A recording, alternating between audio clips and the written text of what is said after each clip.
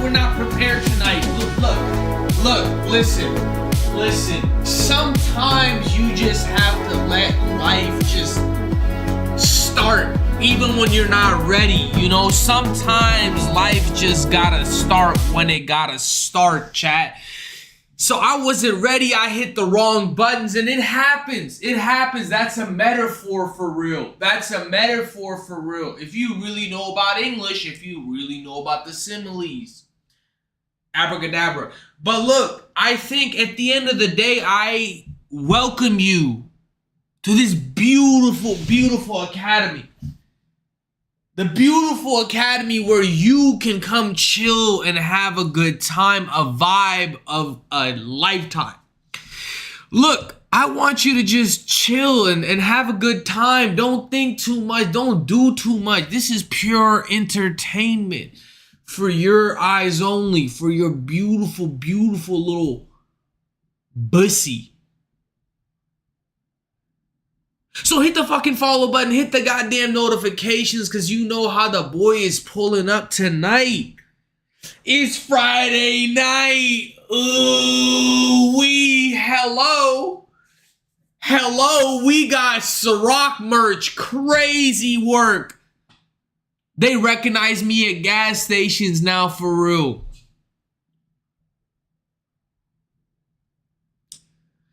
The local liquor shop recognized me, for real.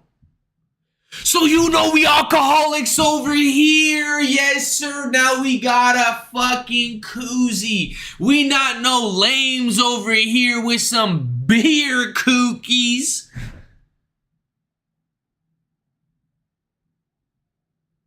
We're not here for no beer koozies. We go straight bottle koozie. Straight fucking Yo.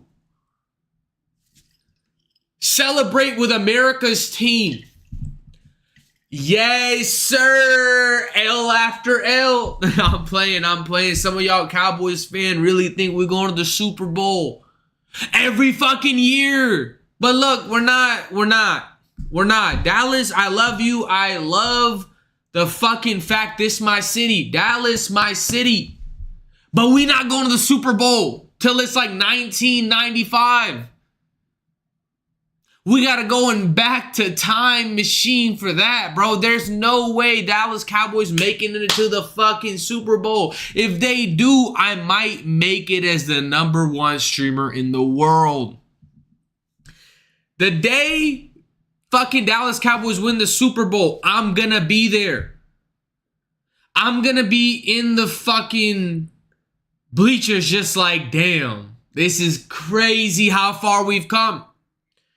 So, hey, y'all put up the bottles. Let's go get you a cold one. Get you a cold one at the end of the day. I want you to stay hydrated throughout this show. I want you to stay for the vibes. And subscribe for that aura. Mr.Muncher.com for all your fucking comedy needs. And Poppy_Mosif for all the aura you need. Look. Show the boys some love. Let's get to it then. Because look, I'm providing pure aura entertainment only. The aura final boss. Duke Dennis who? It's me. It's me. Ooh wee. Let's get to it then.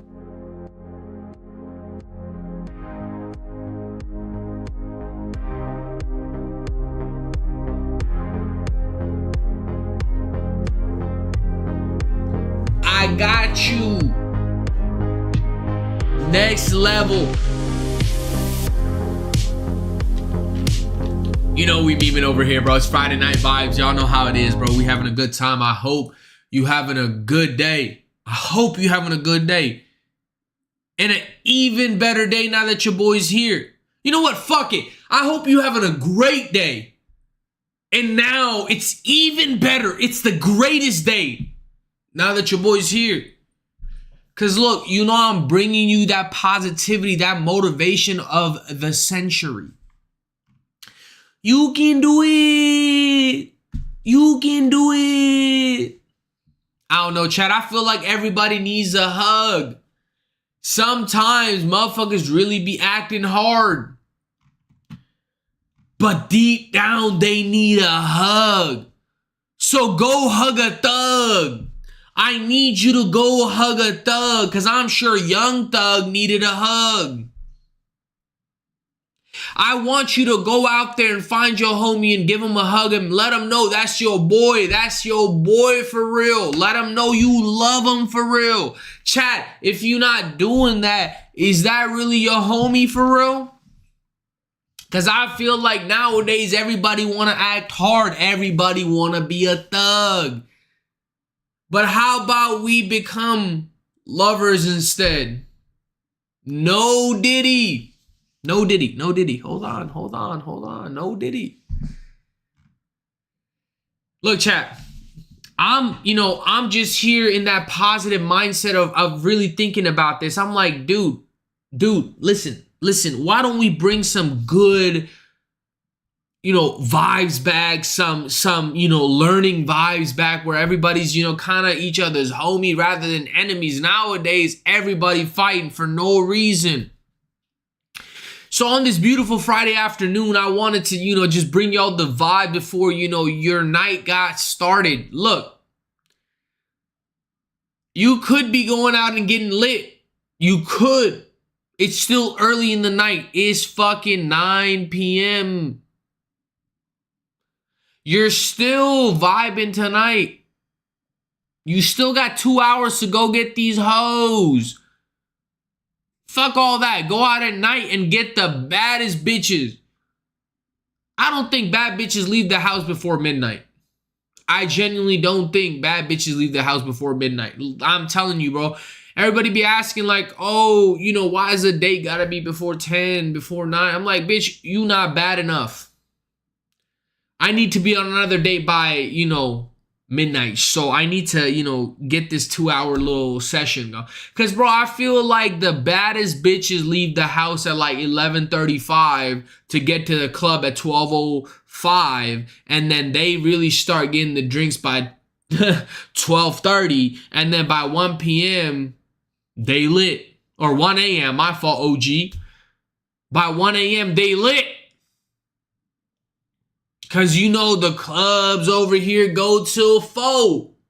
They really go till 4. They close at 2, but they go till 4 if you really know the spots. 5 if you really know the spots. 6 if you really got no work tomorrow. Like, it really just does not end if you really don't want it to end. The night can go on if you really want it to go on. So I feel like it's an adventure tonight. I'm just beginning your night out. By 11, you can go chase the hoes. By midnight, you with the bros. By 1 a.m., you really lit. And then by 2, you really going to the strip club. Hey, that's a good night for me. Ooh, who we lying to? Imagine, bro, you go out, you got no worries about money. If money is not a problem, I'm not coming home.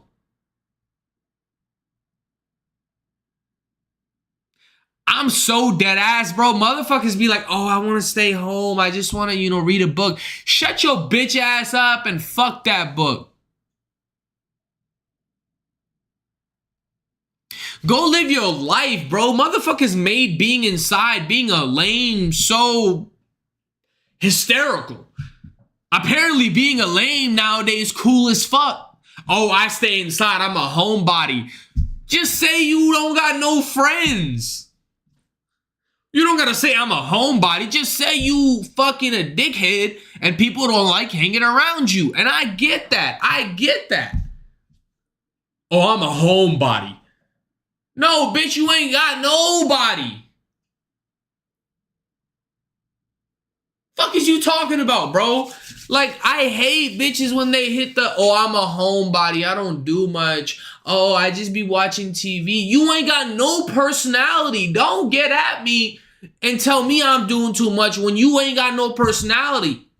I got hobbies, bitch. You ain't got no hobbies? All you do is watch Love Island? Is that your only hobby? Fuck is you? What? No, nothing, no shows that you really care about. You just really love Love Island? Bitch, you ain't got no love in your life. What you worried about other motherfuckers with love? You ain't even got enough love for yourself. I don't know, Chad. I'm not trying to be hateful. I'm being understanding tonight. I'm being a real gentleman tonight. Look, I don't want to seem like a dickhead. I don't want to seem like a dickhead. But I'm tired of putting up with motherfuckers that got no hobby talking about a homebody. I'm tired of motherfuckers making it seem cool to just stay home and be a lame and not have no hobbies. Oh, I don't do much. I'm a monk for real. I'm a stay-home monk for real. I meditate. If you meditating, ain't shit going well. I was meditating the other day. God, please help me. When you meditating to get out your problems, god damn, run your car off a fucking bridge. I don't know. I tried that whole new age shit. I tried that whole bullshit. Sometimes life just be giving you that long dick. And you can't do nothing about it. Ain't no type of meditation gonna handle that life's long, hard fucking glizzy. You ain't doing nothing. So sometimes just have a little fun. Let yourself go. Just chill. I don't know, bro. I feel like I was guilty for a little while about the fact that I'm just, trying to enjoy my life. I'm trying to do whatever I need to do. Because sometimes, bro, you got motherfuckers that, are like, you gotta wake up 4 a.m, hit up all your jobs. I need you to work 3 jobs at once. I need you to not go to sleep, be nocturnal and working from home because you need that passive income. Passive income, suck this dick. How about you come passively suck this dick? I'm sorry, I am vulgar. My apologies. I thought this was America. We could speak however we like. My fault. After whatever happened with the boy Charlie Kirk, I think we should just be careful how we really proceed. Because, bro, the way the world is right now, online, it's like a fucking lens you're watching. It's not reality. This is not reality, really. The reality is at a comedy show. Come to my show and let me show you how the fuck reality really hits. But I'm just saying, in all honesty, like, this is online. Motherfuckers talk about some crazy shit just to impress people that have never seen them. They really get out there and express opinions that they don't really think.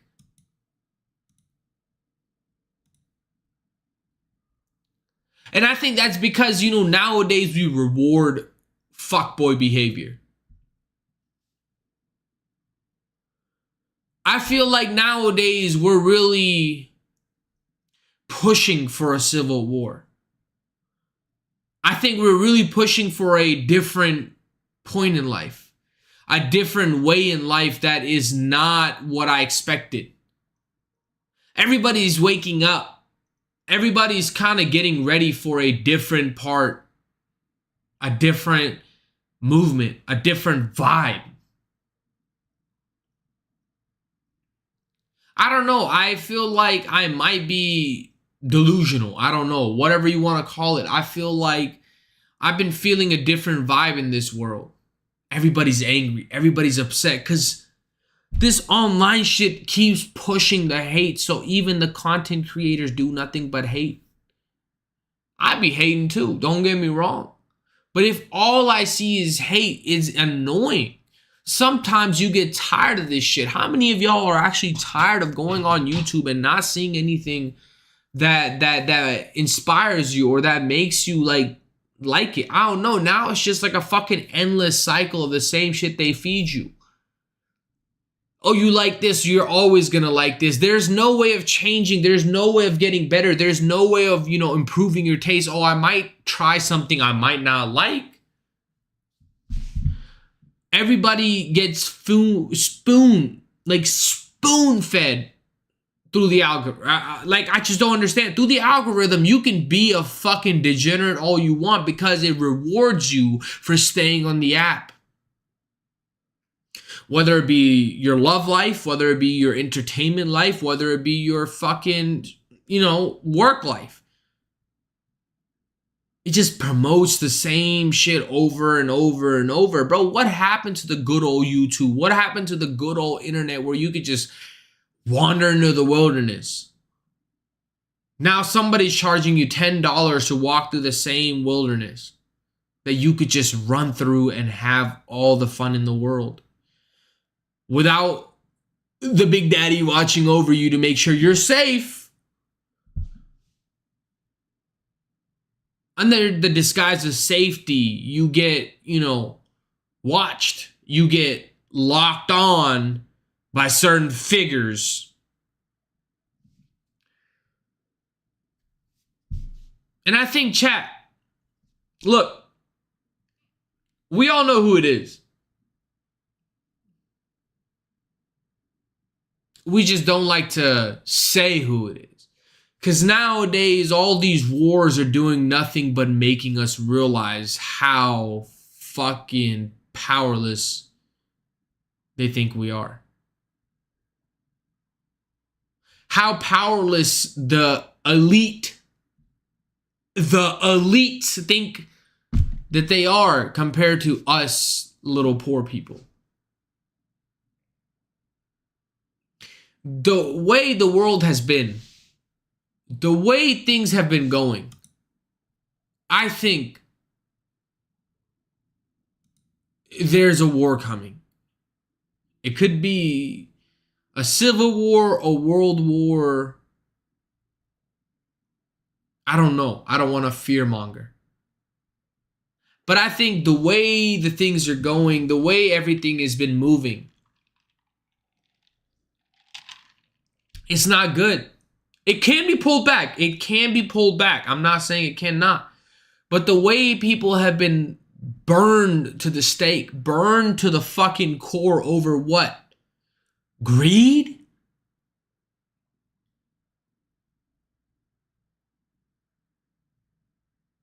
I don't think it will happen anymore. I don't think people will allow it anymore. So tonight we watch something that really, really ignites a fire in us.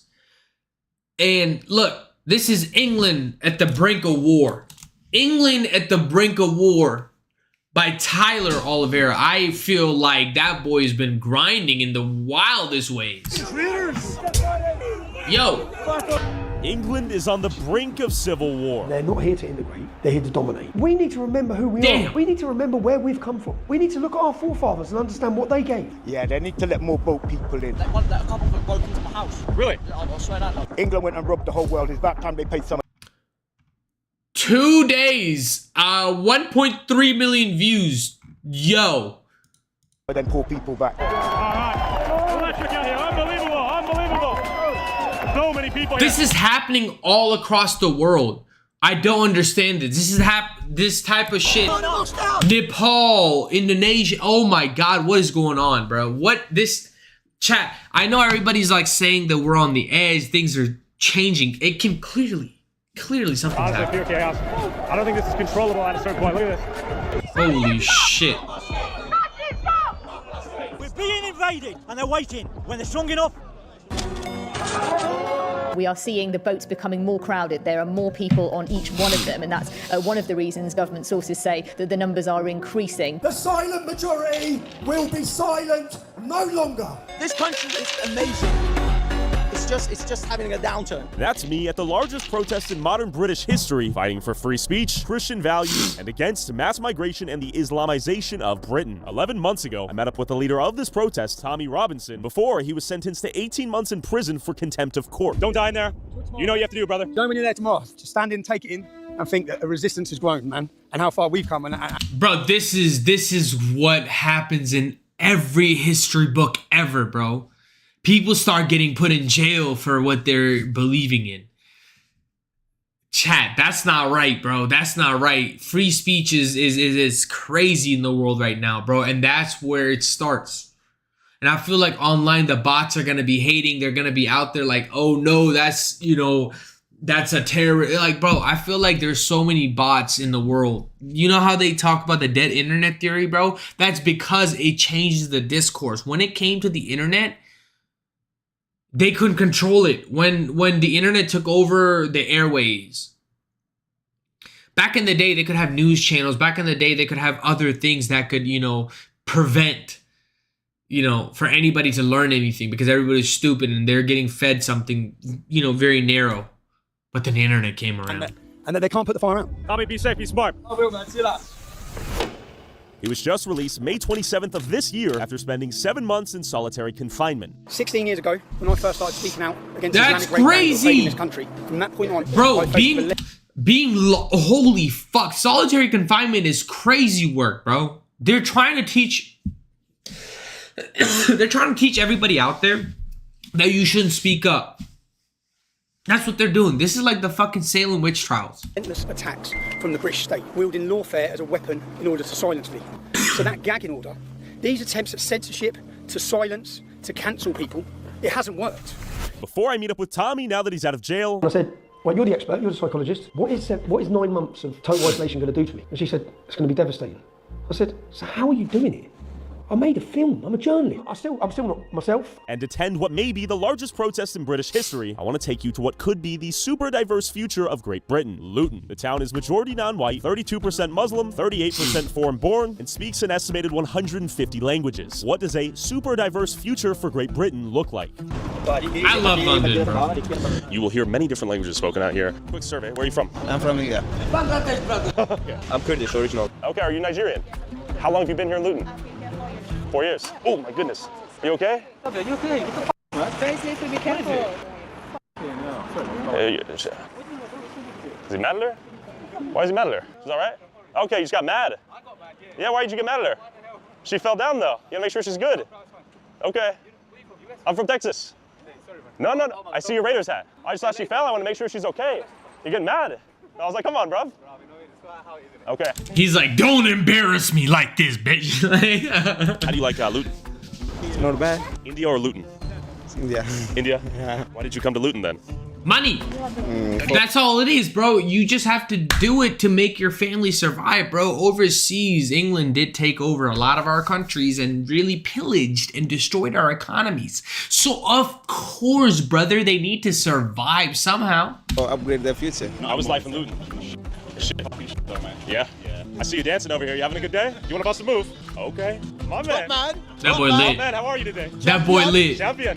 Is life good for everyone here? No, just me. Just you, my man. Luton is like Hounslow. It's a bad place? Full bad place now. Is it dangerous out here? No. It's not dangerous, but the people here is not working. Just they want to take from benefits and things. Yeah, everyone loves each other, to be honest with you. Everyone's happy, everyone gets along well. I've been living about 22 years. Does everyone get along? No. Do you want to move out of here one day? Yeah, 100%. What's the biggest reason? Immigration. What do the actual English natives think? No one likes it.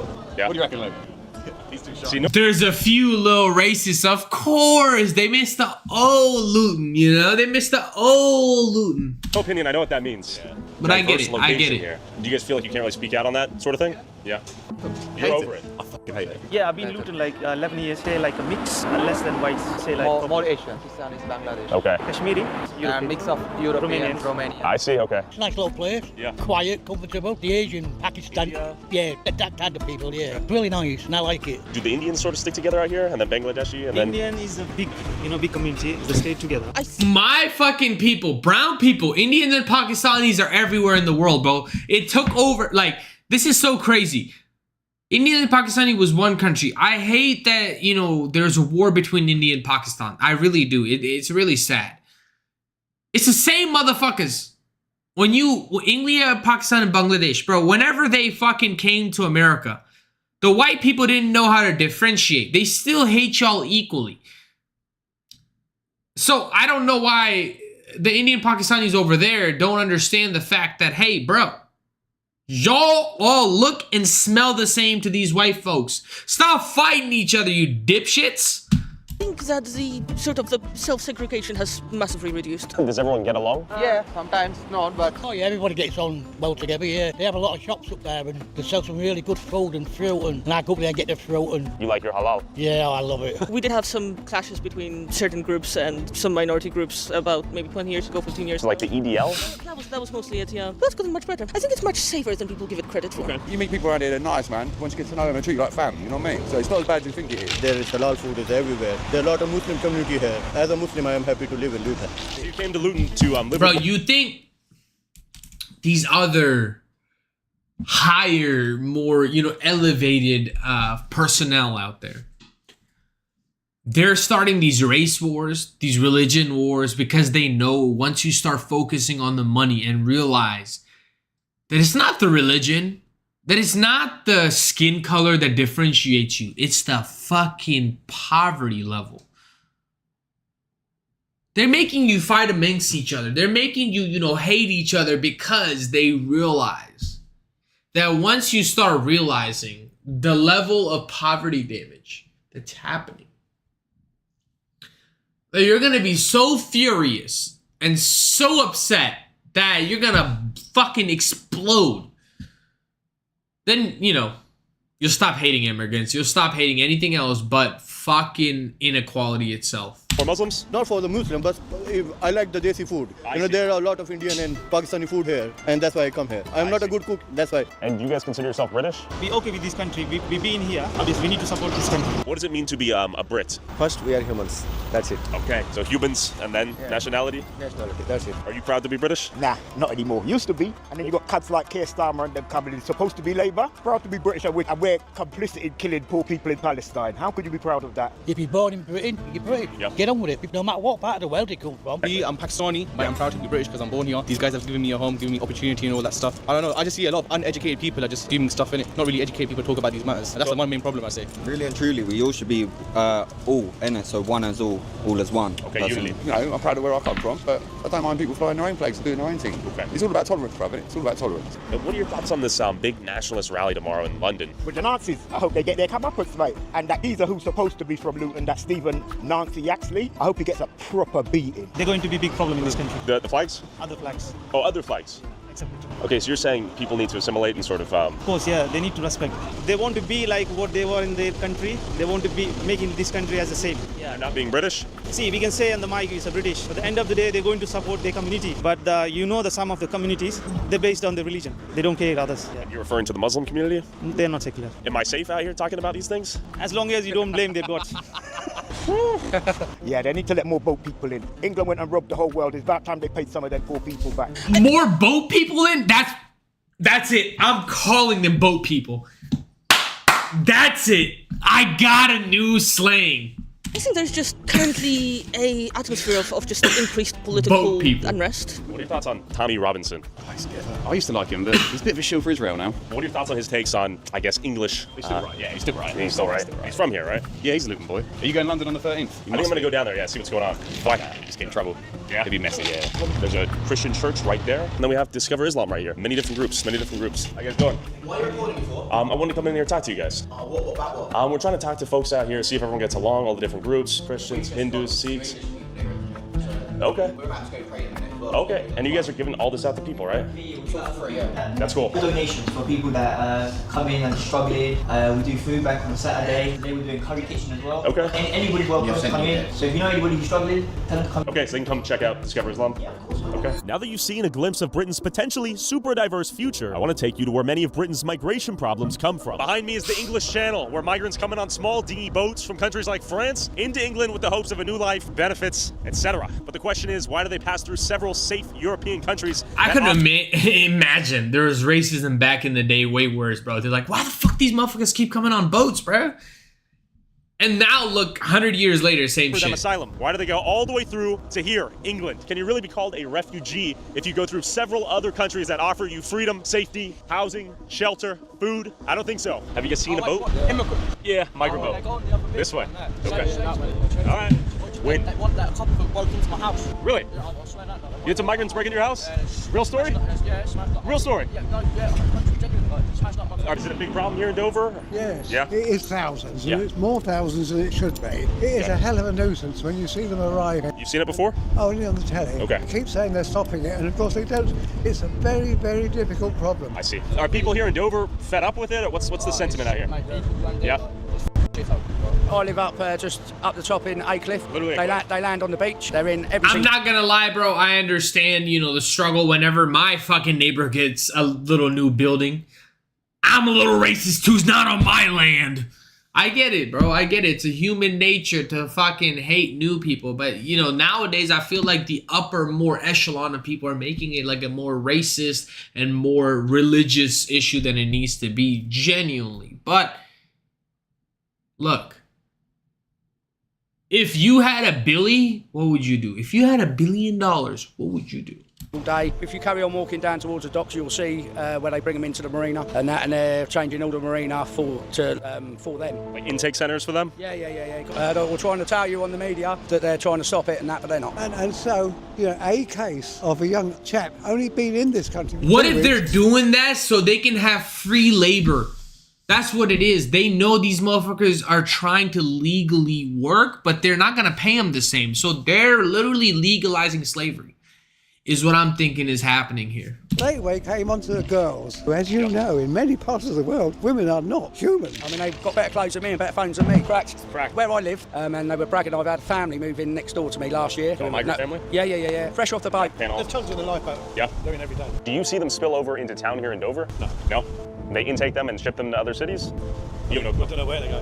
But you see the boats? Little dinghies? Yeah. No, big dinghies. Big dinghies. Big dinghies. This country is going downhill at the present time, and it will continue to go downhill. It's such a shame, but we're over the peak, a bit like the... Bro's like, look, back in my day, brother.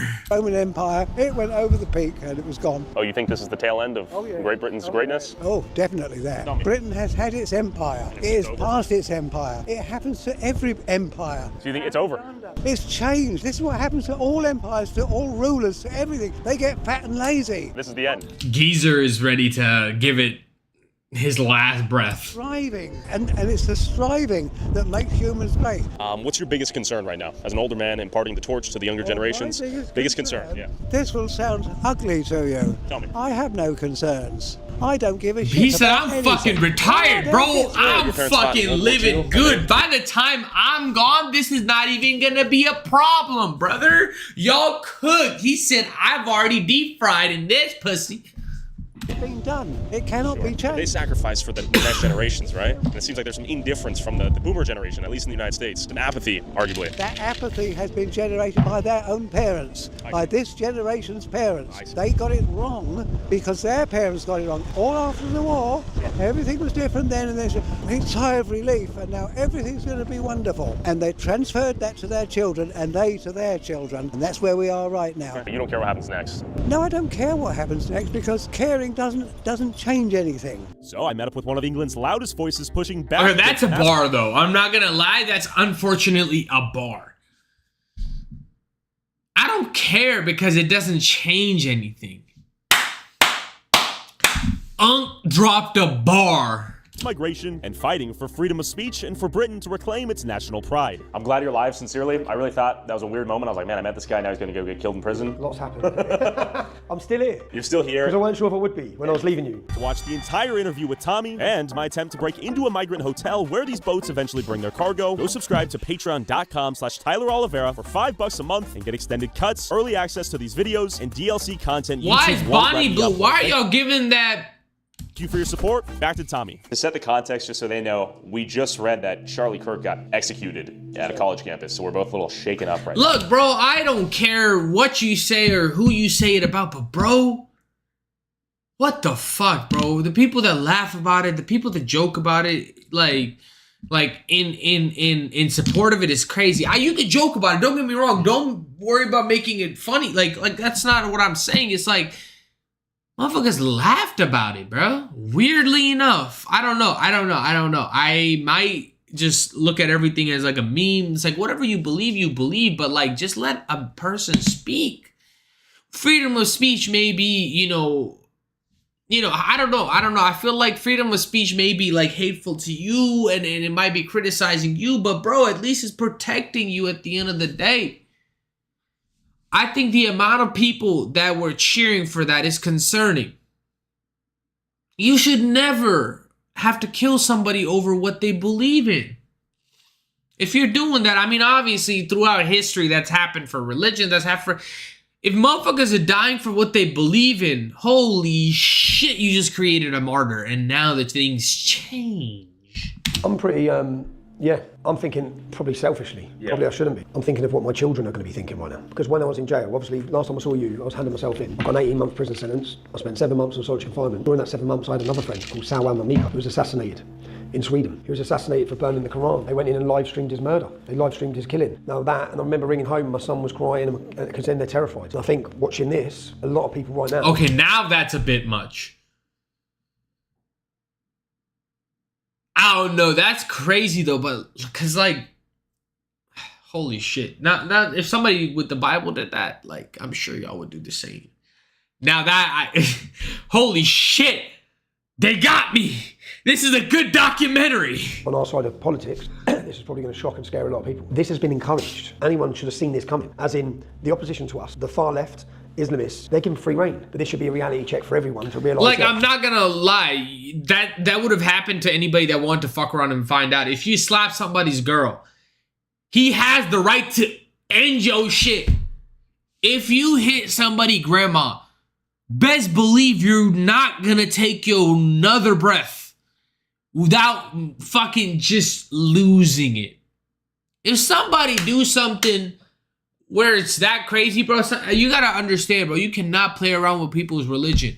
No matter what you do, do not play around with somebody's beliefs. They will end your shit. They have the right to. I know I'm talking about freedom of speech, but now you, like, I understand. Like, I am biased. I am, of course, biased. But now you, like, I know you ended Charlie Kirk. I was just talking about that. But he wasn't even talking crazy shit like that, though, bro. It's just the internet has gotten to people's brains. Hatred against anyone who's, let's say it openly, who's white, yeah, sure, has been encouraged. But our rally is about free speech, about the attack on free speech. And the fact that people in this country have been fearful of exercising their free speech. Fearful of the government, fearful of the media attacks, also fearful of Ireland. That's what we're about to have a massive rally about this weekend. Sure. It's in support of free speech. Let's go back in time to when you and I last saw each other. You were turning yourself in for contempt of court and terrorism charges. I was turning myself in for making a documentary where they gave me an injunction to prevent... Fuck! Holy shit, terrorism? Holy shit. Yo, they got your ass on terrorism charges? Me from showing the public anything, the truth. I decided then at that point, let's just smile about it. You get a little misdemeanor for paraphernalia, that shit hurts. But terrorism charges? Running a speeding light is okay. Stop sign, oh, you fucked up. A terrorism charge, they're trying to end your shit. They're trying to make sure you don't make it out. What the fuck? They think they're putting me on trial. I'm putting them on trial. Basically, they use the courts in this country, they use the courts across the West for lawfare to attack people who speak out. They took me to court based on a total lie. I managed to gain evidence through covert recordings, and I managed to prove that the corruption of the British judiciary. The court was corrupt, the judge lied, everyone lied. I got it all in black and white, I got it all in video for everyone to see. They then gave me an injunction preventing people from seeing it. When they done that, I thought this story was far bigger than me. Because the court's been used against Donald Trump, the court's been used against Steve Bannon, the court's been used against Alex Jones, the court's been used against speaking this weekend. Pretty much every single person who's speaking at this free speech has been targeted by a corrupt judiciary. So I decided to release the film. Now when I made the decision to do that, I had to sit my family down because as the judge had told me, if you ever show anyone this information, you will receive a 2-year prison sentence. Because I was censored, deplatformed and totally invisible for 5 years. They managed through big tech and censorship. You couldn't even mention my name on Facebook. So then I was gone. But that's the crazy part, bro. That's the crazy part that I've realized over the course of creating content the last couple of years, bro. If you get big enough, if you start making a big enough impact, they will end your shit. They want to make sure you are over with. Anybody I feel like they suspect of having a great mind or end up like changing people's mind, they said, let's go ahead and pack it up and get them packed off. I don't know. Weird world we live in. when Elon Musk basically picked me back up and picked back up the British public, because we had no chance. We have hope now. So when you last saw me, I was talking about putting them on trial in the hope that the world would see the film. In the first week of January, after 7 or 8 weeks on solitary confinement in a maximum security prison, I rang my son, Dad, what?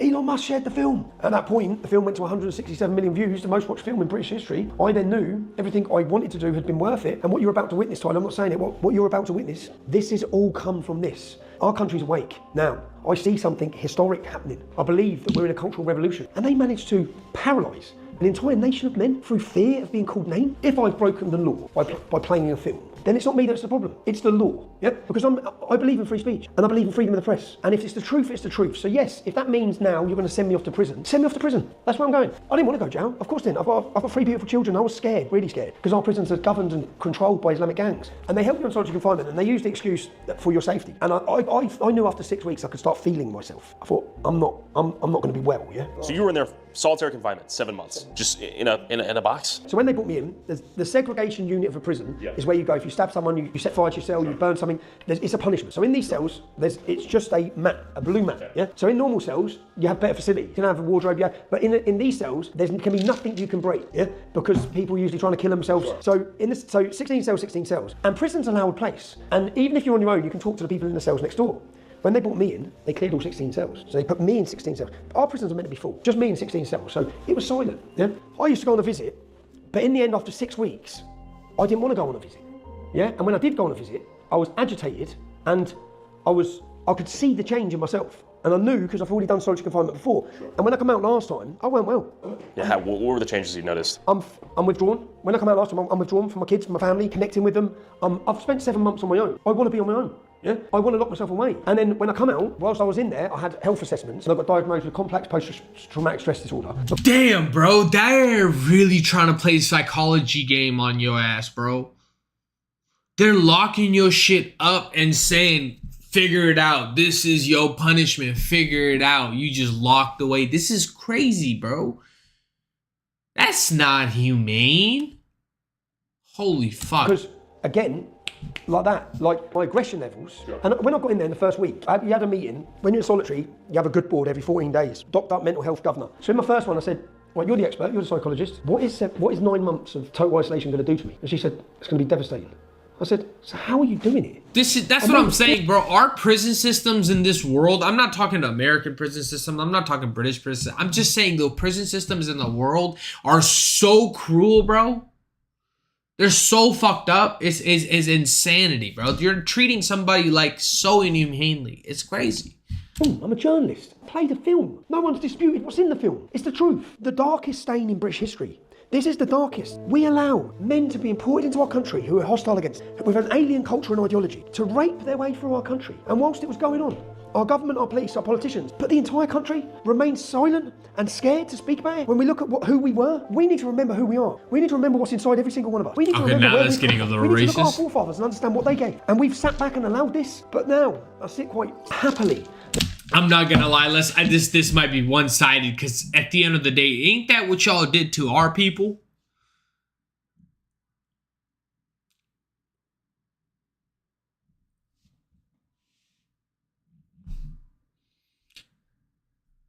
I don't know. I might be slightly biased, but ain't that what happened to India and Pakistan and Bangladesh? Y'all motherfuckers came there and took the whole village. I'm not saying 2 wrongs make a right. But what I'm saying is, fuck, it's okay because we were brown. You let it do it to us? I don't know. I'm just putting, food for thought. I'm just wondering, bro. When that was happening to our country, why didn't you speak up then? I'm not hating on this guy, but I'm just saying some of y'all understand that us coming and immigrating to another country is not us trying to take over anybody's culture. Us being, people of color, people of immigration descent, It's just better opportunity. Instead of taking in people as family, as obviously what the government is doing, they're trying to push this on you. Like, this is like, you know, focus it on one area so they all hate each other and really fight. But as humans, like, you got to understand, they're trying to escape something that your government caused years ago. Nobody's understanding that a lot of these, you know, immigrants are traveling hundreds of miles to get to better opportunities because England fucked the shit out their own country, so they have to escape for better life. Something huge is happening. A cultural revolution doesn't start here. Politicians can't do that. It starts at the bottom. Who's at the bottom? Us. But whose communities are the ones being affected when they flood this country with mass open border migration from Islamic nations? Us. It's our daughters who are being raped. It's our sisters. We saw them try to intimidate the British public. Locked up a mother for 31 months. Locked up a grandfather who's... I feel like he's very... Like, how often is this happening? Like, this boy is just... What the fuck? Like, he's saying that is happening every day? What's going on? Why is it all immigrant? Like, this is... Okay, I'm not gonna lie. It seems a little racist. Killed himself in prison, right? For fear of being killed by the gangs. Because Muslim gangs control every jail. Our problem, my problem, is with migrants that come here, and rather than embrace it and love it, they declare war on it. And there's a segment in this country that have not come, they're a fifth column, they're not here to integrate, they're here to dominate, yeah? And we can see it. And as we see them dominating, we see our police and our government, everyone bending their knee to them. So we held this event on the 1st of June, 30,000 people. We then had our next event, which was the 27th of July, and 100,000 people turned up. Now, if you watch what happened in between these two events, commentators, celebrities, everyone started finding courage to speak. So the things I've been saying for a decade, the same people that were attacking me started saying the same thing. When I watched 100,000 people on the 27th of July cheering for Christianity, priests are now contacting me to speak at our events. When for the last 15 years, the priests have been with the Muslims against us. The church leaders have been against us. Something massive is happening. And what built this country? Englishmen and Christianity. When you lose your faith and identity, you leave a void. So what they made it fashionable and cool, demographic of this nation in 60 years, and then beat us down every time we talk the truth about what's happening. Without speech, we can't fight. Sure. So Elon Musk buys it. He allows us to tell the truth. He allows the public to see what's happening. In step the American Trump party come in power. JD Vance flies to Munich. Do you know what confidence it gives us? Know that they're fighting for our speech. To see JD Vance put it on the European Union the way he did. The sad thing is, 650 politicians in the House of Parliament. How many of them are here with us on Saturday? None. None. Yeah. 2013, I looked at the demographics. He might be a white supremacist. By 2013. So in those 17 years, Chad, look, I give everybody free speech. You know me. I'm gonna play the middle. I'm gonna listen and hear them out. Projected growth of the communities. And I looked at the different wards for Luton, which is my hometown, to look at the problems. The Pakistani and Bangladeshi community were going to increase by 70 to 77%. The white and the black by 1.3 to 1.4%. Yeah? So what do Labour know? If you're projecting and you're looking at the future, where does the future lie? When we started fighting in Luton against this, yeah? Oh, the leader of the council was there, her name's Hazel Simmons. And we went to the meeting and she said, there's not enough of you. She laughed at us. There's not enough of you. Because their power their power in their future is from the Muslim community. And they know it. But they will use democracy to end democracy. Does the solution become remigration? Because all this nationalism's great. What does that practically mean at the end of the day? Right? There has to be remigration. Who goes home? The 40,000 Muslims who are on the terror watch list need to leave. Instantly gone. Gone. See you later. 33% of Muslims that want Sharia law. Yeah, they can leave law. Is that identifiable? Anyone who's broke the law, criminals. We have 12,000 foreign nationals in our prison system. Afghanis are 22 times more likely to commit sexual offences in the UK than anyone else. Why have we got any Afghanis coming into our country? Because the demographical change. Bro, I feel like he got caught lacking with the headlines, bro. A lot of that fucking data is so skewed. All that shit is made for motherfuckers like you to really be like, damn, I just realized how much that fucking affects the population. These bullshit ass surveys they do, they really can write whatever. The changing culture. Is it London has a 30% English population? Is that right? At what point does this stop? Sure. To say Nigeria. Well, Nigeria has to always remain a majority black country because that's what it is. Japan has to maintain a majority Japanese population. Otherwise, it's not Japan. No, there's no future survival for Europe without remigration. The future of Europe depends on it. Look at France. I see what he's saying. But y'all motherfuckers ruined the world economy by going, I'm not saying him specifically, but English motherfuckers, conquered the world. Of course, the motherfuckers are gonna come back to where all the money was. All the money is in y'all's banks. They're immigrating to redistribute the wealth. They're going where the wealth was kept. It's like, imagine a fucking $1 million house in your neighborhood and the whole neighborhood is poor, but there's a $1 million house. Motherfucker's gonna be like, let's go ahead and raid that house. Imagine it's a fucking, farm. Everybody's starving. But you're like, I can give y'all milk. That's all I can give y'all. No food, just milk. Motherfucker, you got 900,000 cows. You can feed us all for the next 20 years, but you said nah. You would rather die than feed the whole town. So of course we're gonna come over there and take it. So they're going and immigrating and fucking surviving because y'all motherfuckers took the land and colonized it. I'm not on either side, but I'm just kind of, battling the odds, Sweden, look what's happened to Germany. Look. And my job, which I'll play on Saturday. Tyler might be the opposition, bro. I liked his videos. I still love his videos, but I feel like he's like the opposition on the other side. He's like on the party that's like, y'all are racist for, wanting immigration. What? It's as there's an anti-migrant sentiment growing, as people are angry. We should be angry at the government because it's them that's facilitated and it's them that's brought this upon us. If I'm a second-gen Muslim immigrant here in England, and I see all these people saying, we're remigrating you back to wherever the hell you came from, you and your family. Yeah, that's not what we're saying. Because second generation Muslim... They get to stay? The parents go? Second generation Muslim immigrant, second generation, would mean some of the people I love growing up with. Yeah? But we have to stop Islam. But if the two are inextricable, right? If Islam is inextricable from who I am as a person, and I live here, and who I am as a person, that's my culture. If you've got 1.2 million Muslims here... There's incompatibility with English culture, let's say. It's oil and water. 1.2 million Muslims who want Sharia law means there's 1.2 million people in Britain who wish to overthrow democracy and replace it with a violent supremacist ideology. Yeah? How do you peacefully take these people elsewhere? This is the problem. There's no peaceful solution. There's chaos. Because the minute a European government attempt, you're seeing it now with even when you're trying to bring in deportations of criminals in the United States. Imagine when they try to enforce the law in France. Imagine if they elect Le Pen and Le Pen says, you got to go, some of you. Yeah? The criminals have got to go. It's war. They're not going to peacefully. So, but we either have this confrontation now, while we can still win, because in 10 years' time we lose. They don't want Germany having an identity and Spain having an identity. They want a European identity. How do you do that? Break down the culture. You look about to see, I believe a revolution is coming. It has to come, or else Europe doesn't exist. What's happening in Britain is not unique to Britain. Germany, France, Sweden, Belgium, every country across Europe, we're being replaced, demographically replaced. Our cultures are disappearing. There was already been a revolution. It's gone on for the last 20 years, where they have taken control. They have attacked nations. I see what he's trying to do. He's trying to just keep the culture of England alive. I get it. But you can't be like racist about it. He's like racist about it. But look, I see what he's saying, bro. The migration population, all of our people keep running out of our countries. Why? Because there's so much corruption in our own countries.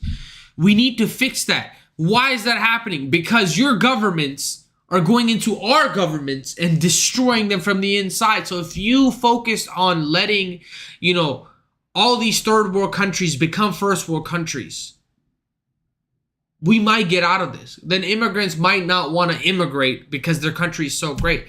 But your government and your politicians are sending their goon squad into other countries and restoring, democracy, as they say, But in all reality, all they're doing is taking the natural resources and signing it back to their own country. And then the fucking country that's, getting clapped gets up murking themselves and then sending every fucking bright mind out of the country because they cannot do anything within the country.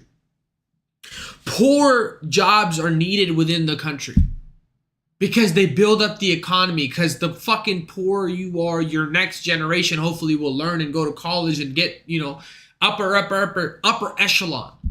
But when somebody else is coming from the other country and extracting that gold, extracting that fucking natural resource out of your country, putting it into theirs, your economy doesn't benefit. So not everybody gets lifted up. So now you're stuck. So now you gotta immigrate for real. The problem is not just immigration. It's like other countries picking over and putting it in our bowl and being like, oh, why are you wanting it from my bowl? Because you're fucking putting it in my... What? Identity. Attack the family. Attack Christianity. We are now the counter-revolution. Now, if you have a majority Muslim community, it's no longer England. The culture's gone. No, we can't give that up. I'm sorry, we can't. See, what they should do for immigration, they need to reinvest into that other country they want them to go back to. England should reinvest into India to build architecture over there. Hey, we'll send you there. We can't. And to be honest, we're not gonna. We're one rape, one terrorist attack away from this country possibly exploding. So I headed to the United Kingdom protest with this racist shit. I'm about to explode, bruh. London to find out how many people agree with Tommy and how they want the future of Great Britain to look like. But real quick, have you ever gotten in a car accident that wasn't fake claim description? Or people out here, we're gonna push through, penetrate through the mob. Look at the sheer scale and scope of these flags right here. British flags everywhere. Snipe that bitch. Hey, we got out that ass. How many people do you think will be here? I reckon we're going for 2 million. Rape of Woo! What the hell? 2 million people? You're taking the piss, we've got to fuck them off out of here. Get them out, get them out. We've had enough. We're being invaded. The Islamic invasion every day. Bro, imagine somebody that's Muslim in that fucking rally, bro. Crazy. Imagine a week invading our country and we're putting them up in hotels and we're calling it, they're putting them up in barracks. Why are you here? Supporting our country, uniting the kingdom. To support Tommy Robinson and the United Kingdom. To support England. Basically, we've been swamped with immigrants who we don't know who they are. Emergency accommodation. I've been kicked out of my hotel because I'm not priority, me and my girlfriend. Yeah. Like the voters are. I'm being made homeless on Tuesday. Homeless and you've been kicked out. I'm not gonna lie, he might be a problem. He looks like a problem. I don't know, they put you... You might be the problem. On Tuesday. You look angry. We're not priority. We need to make... We're a year clean. We're in recovery. You're illegally unemployed. We're in recovery. Yeah. Now would you look at that? Now would you look at that? I'm just joking, Chad. I'm being fucking really sarcastic. I'm being a dickhead. Like you stand there? They've been housed. I'm saying they've been housed. We've already said I'm going to buy a dinghy, launch it, come back, and I get a new home, money, new phone, I get wealth, everything. That's it. But does it make you feel? And then I'll keep on sick. I don't want to be English. No more mosques to be built in Britain. No more mosques. Down! Burn the country things down! Get rid of them! We don't want no more mosques in this country. Go! Damn, they're really hating, bro. What the fuck? Yo, y'all getting psyoped. Why do y'all not see this? Deport all illegal immigrants now. Okay. They will take over. Reform. They will take Reform. over. Every so-called child or woman or man that dies crossing the channel is down to Keir Starmer for not stopping the boats. He's got to go. I was Keir Starmer's away. Classic. It's a classic. It's like that. The main reason why I'm here is because I'm just sick and tired of getting my country destroyed by people who are supposed to be in charge of us. They're supposed to be looking out for us. What are the biggest problems going on right here, right now? I think people are not understanding. That's happening in America. That's happening in Nepal, in every country in the world, bro. Because these motherfuckers are making you fight amongst each other.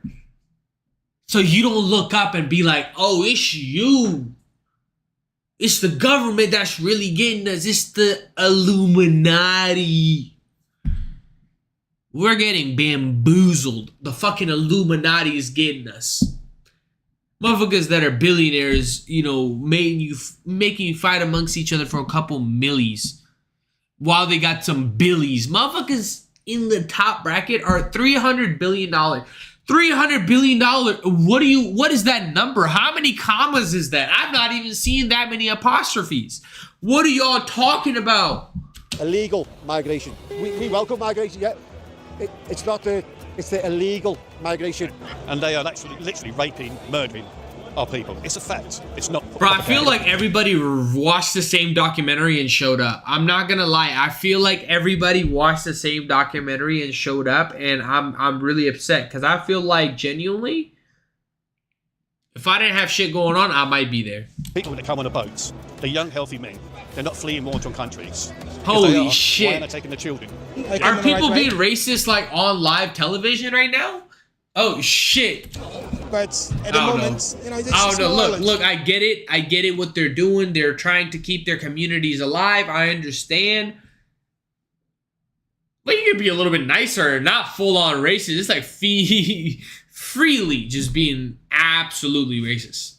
But it's okay. I understand. I understand. You're trying to protect your community. You are allowed to protect your community. You should, you know, segregate yourself as well. You know, I don't know.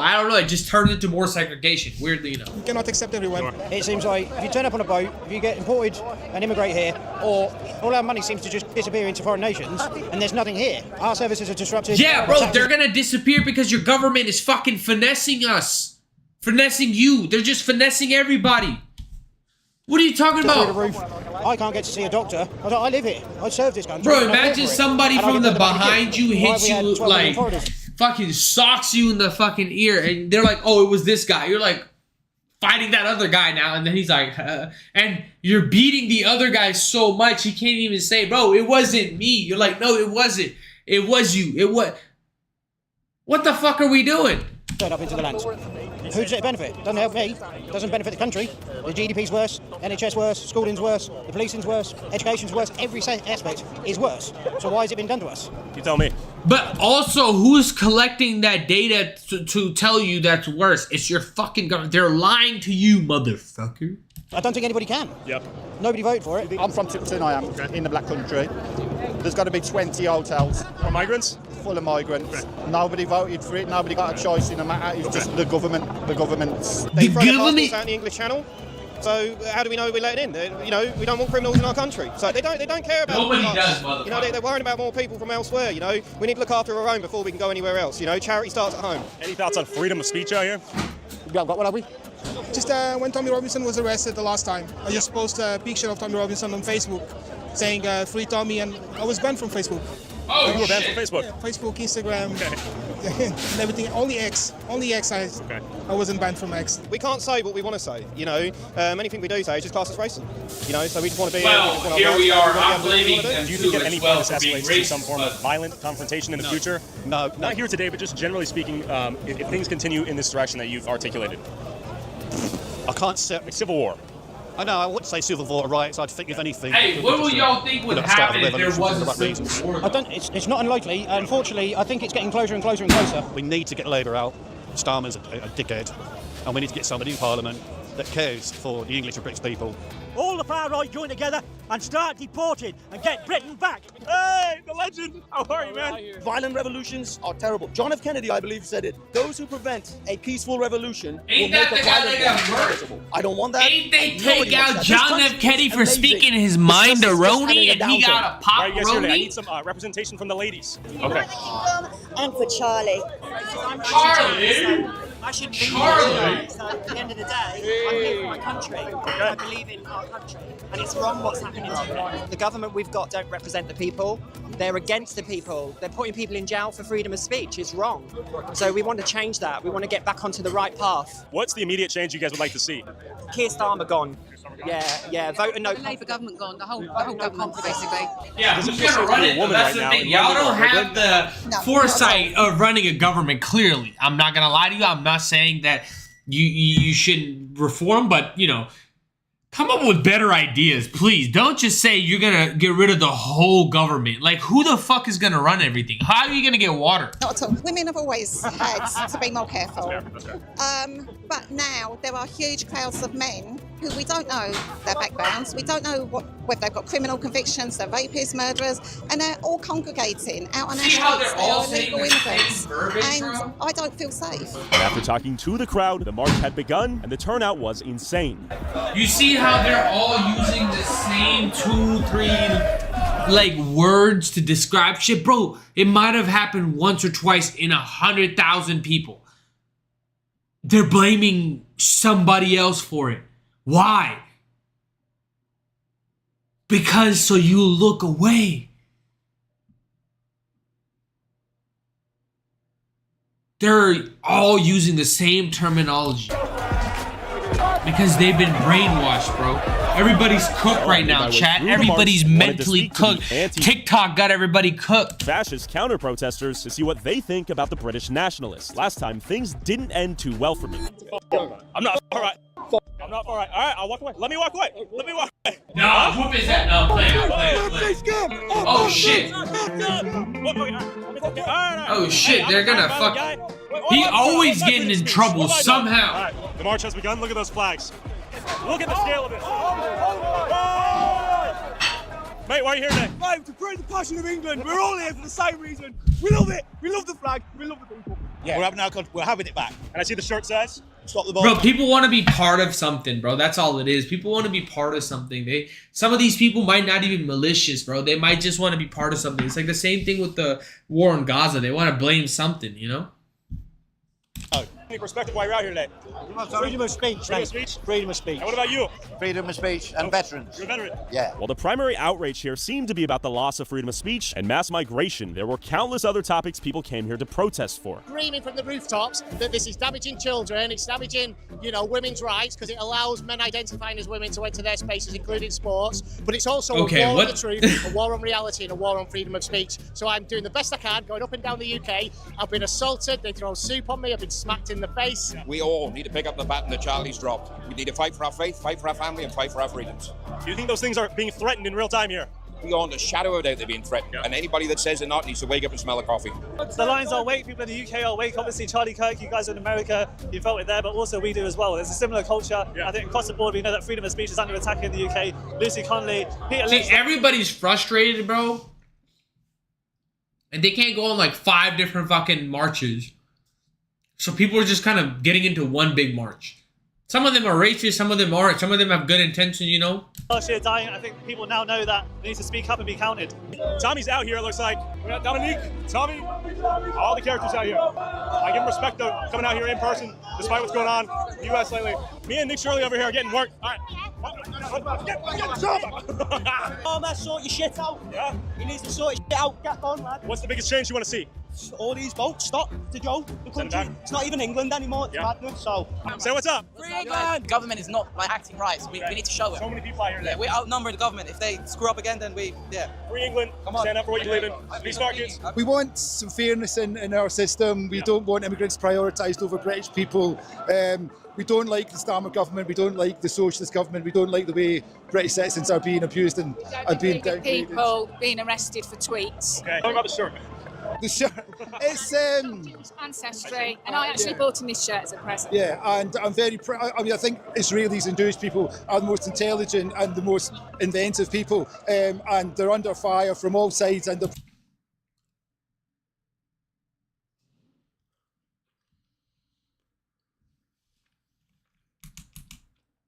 I bought him this shirt as a present. yeah, and I'm very proud. I mean, I think Israelis and Jewish people are the most intelligent and the most inventive people, and they're under fire from all sides, and they're protecting us from. So we don't believe there is a genocide in Palestine. Well, there is a genocide that would happen. So I didn't even realize this. Look at this. My God, I thought you. Hey, can I see your fight? I didn't get interrupted. Yes, thank you so much. Do we have a chat? Am I tripping right now?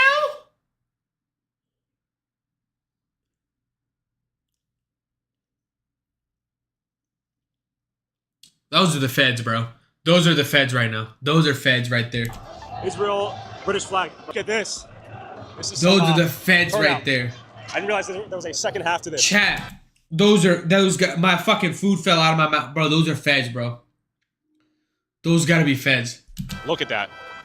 My God. Question for you, sir. I see many flags on you. What are you out here, I guess, fighting for? I'm the sheriff of Western civilization. We have to secure my people. That's all I have to say. Alrighty. Whatever the hell that means, I respect it.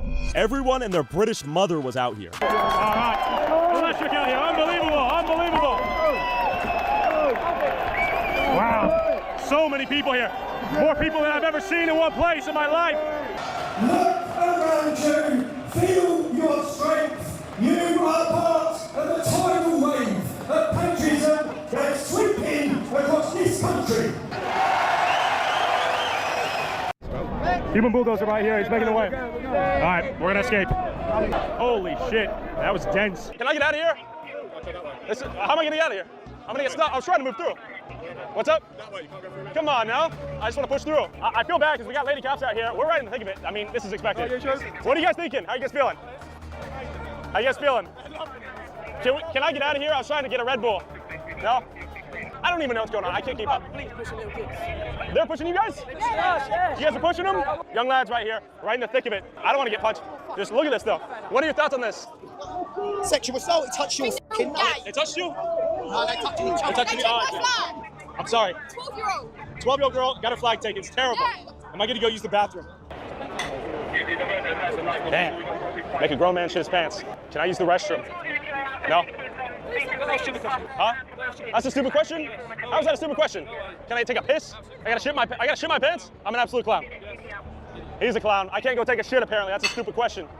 They keep spotting out of thin air. Let's see a little bit further here, just to see the scope. Oh, some fireworks. This is not good, won't end bro. well. Maybe it will. Maybe it will. Look at this. Look at this. I keep trying to escape so I get a bite to eat or a Red Bull, but endless. Look at the Legion here. A lot of yellow vests. But chaos hasn't broken out yet, so they're doing something right. We're gonna push that way, try to get into the counter protest. Hopefully not get stabbed. Let's see how this works. We got all these police, the left wing of the poison of the sword. Cops here. I mean, cops everywhere. Now there's massive. Now they're gonna kettle them off, I think. They're gonna try to push through. All right, now the brawl's about to break out, it looks like. They're pushing back. Cops are pushing back at him. These might get a little tense. All right, he's about to get beaten, it looks like. All right, that is, he's done for. They're going in. It's 10v1. It's 10v1. Pure chaos. Honestly, pure chaos. I don't think this is controllable at a certain point. Look at this. Look at him. I feel like Look at this. They call him traitors. this is mean, bro. Major boos. They're getting booed left and right. Look at this. That's how my jet's on. They're gonna push through big time. Big time. Look at them go. Look at them go. Massive crowd of cops right here. Look at the boos. Listen to the boos. There's not love for them right now. They're getting shoved around. They're pile driving through. Did they shove you? I think they shoved them. Pushing through here. Oh, spooked me. So I think the police are protecting the other side. I'm not sure what's happening here. Palestinian action down there, so they're trying to stop. The police are blocking. Okay, so there's convergence right now. What are your thoughts on the police right now? I think they're traitors. Yeah. Traitors. Why are they defending them? Letting them Is that what's happening? Yeah, they're defending lefties who want them all in and everything. We want to keep our country safe and keep them out. So they're coming towards us and letting them win. Oh, so they were coming towards you guys? Yeah, they've just been pushing Really? our horses, yeah. And they've let them? Yeah. Okay, show me right now, yeah. 'Cause I'm missing context. I'm trying to figure out what's going on. Yeah, it's madness. Show me what happened. Sort of see them. You can see them charging and everything, can't you? Oh, that's the counter protesters. Yeah, that's them coming this way with coppers helping Palestine. them. What are you doing? How you What are doing? we doing? We pay your taxes for what? For what? My kid got murdered and you're doing nothing. You're really recording me. Wait, what does Palestine have to do with this rally, though? I'm There's so many people that are mixed emotion. They're just trying to fucking let that anger out. That's all it is, bro. A lot of people just seem like they're angry at the world right now, bro. Ah, shit. I think things are gonna get testy. Oh, shit.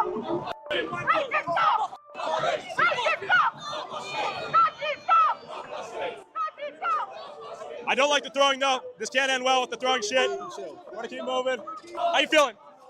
Very infuriated with the state of the place. You know exactly what's going on, and you know this is just a joke. These are all covered up. We're coming out. He won't even let him talk to him. He was consenting to that too. Did you see that? Yeah, of course. Wait, they won't even let him talk to you. He wanted to talk. Look at him. He don't want to be here. Ask him. You can see it in his face. Hey, what are your thoughts on this? You don't want to be here. Do you think things are gonna end peacefully today? Bro, those cops are gonna go home and cry, bro. Do you know how traumatizing it is? Like, that'd be scary as fuck. You probably think you're about to die, bro. To them. These are not military, bro. These are cops. These are like everyday people. That's up to them. who? We're ready to do what we have to do, but it could have been resolved so much easier. Do you think the police are treating this side fairly? They're all facing us, none are facing them. We're not the one masked up, we're showing our faces. We are proud. I didn't even realize it, but we were getting sealed in the whole time. Bottles are getting thrown. The cops are pretty calm despite the oh man. Oh, he hacked a loogie. I can't support the loogie. Bro, this gotta be a fucking psyop, bro. This is a psyop, bro. There's no way this is not a psyop. Chat, I'm telling you, bro. They're masked up. You don't even know who those people are. This is a mass psyop, bro. They're making you hate the other side. Those are actors. They're making you hate somebody over religion, bro. I'm telling you, chat, this is a psyop. Is this how it rolls out here? Is this normal? It's not normal. Usually they keep them separate, but I think today Tommy Robinson's bought thousands, hundreds of thousands that the police can't control it, and it just shows you. I mean, the numbers of people. Yeah, but they're trying to come in, right? Yeah, I don't know what they're trying to do, but the police can't, organise it. There's about 100 here, but like thousands and thousands here. It's not going to end well. Yeah. I was confused. I didn't even realize they were here until like 5 minutes ago. They're playing a mass fucking psyop. These people don't have any brain cells in. They want the right dead. These people will kill you for having a different opinion. And things eventually turned violent.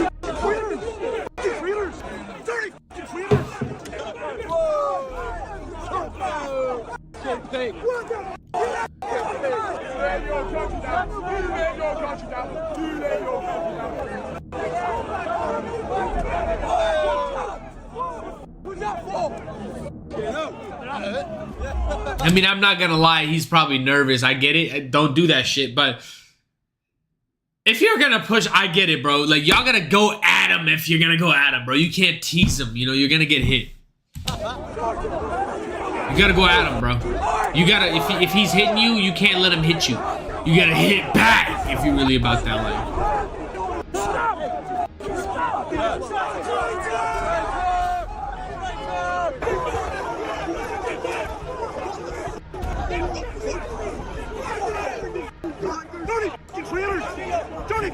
This has gotta be like some kind of fucking psychological warfare, bro.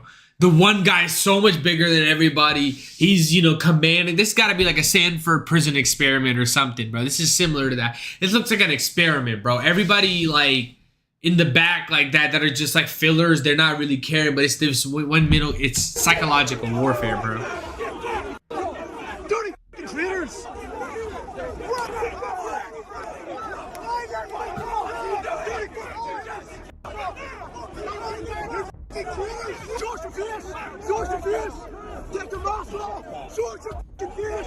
Almost like pepper spray. I can't see. What did I do? Spray bottle. Pepper spray. Pepper, yeah.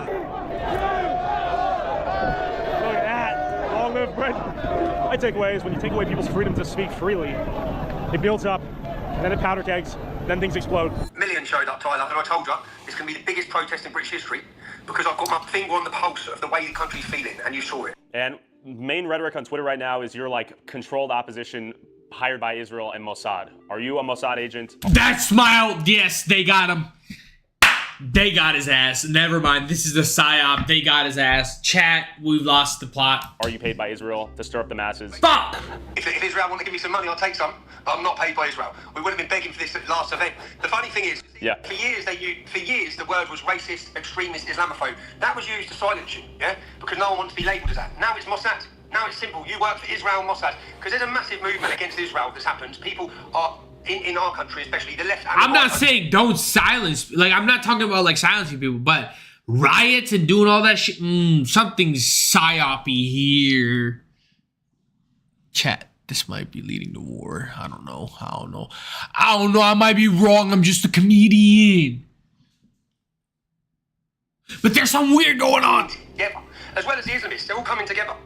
So the easiest answer to rebel what's happening is Israel's doing it, just like after every terrorist attack, Tyler. So literally, I face that all the time. Do you know why that is, Tyler? I don't hate Jews. I believe... I feel like when they lock you up like that, bro, they try to... they already knew you were going to be an influential person, and they, like, indoctrinate you. That's the problem. 5 Islamic nations, why can't the Jews have one? Especially when it's historically their land. I'm not against that. When I declare, people say you're a Zionist, I believe in a homeland for the Jewish people. Yeah, I do. And I've not got a problem with that. Okay, so you're pro-Israel, but you're not paid by Israel. You're not Mossad. You're not controlled opposition. I'm not paid a penny, not controlled opposition, none of the likes. Yeah, I strongly oppose Hamas. I strongly oppose jihad. And that has brought me to the conclusion that Israel has a total right to defend themselves. Understood. Thank you for the clarity. So, another protest coming soon? Another rally coming soon, working on the dates. So it's going to be next year, but it's going to be bigger, louder, and better every time. Okay, we'll see if you can top that. Tommy, thanks for your time. Cheers, bro. See you later, man. See you, bro. The turnout for this protest... Something about Tyler seems a little robotic, I'm not going to lie. I just realized why people can dislike him. There's something he's a professional. I get it. He's a professional, but something seemed a little robotic right there. The test was damn near historic. It All seems right. like Britain has reached a boiling It's like y'all met the quota to convert people. I don't know, bro. point. Will things end in civil war, or will a change in political leadership be enough to satisfy the British public's hunger for change? Only time will tell. Yeah. How are you doing? Yeah. I love you. Oh, Great Britain! See you guys. Bye-bye. How you doing? Yeah. Say hi. Say what's up. Hey, still W video though. W video, Tyler. Look, at the end of the day, Chad, I feel like everybody should have the right to speak and really right to, protest. But sometimes, for them, the higher power, the upper echelon, if you fight amongst yourself,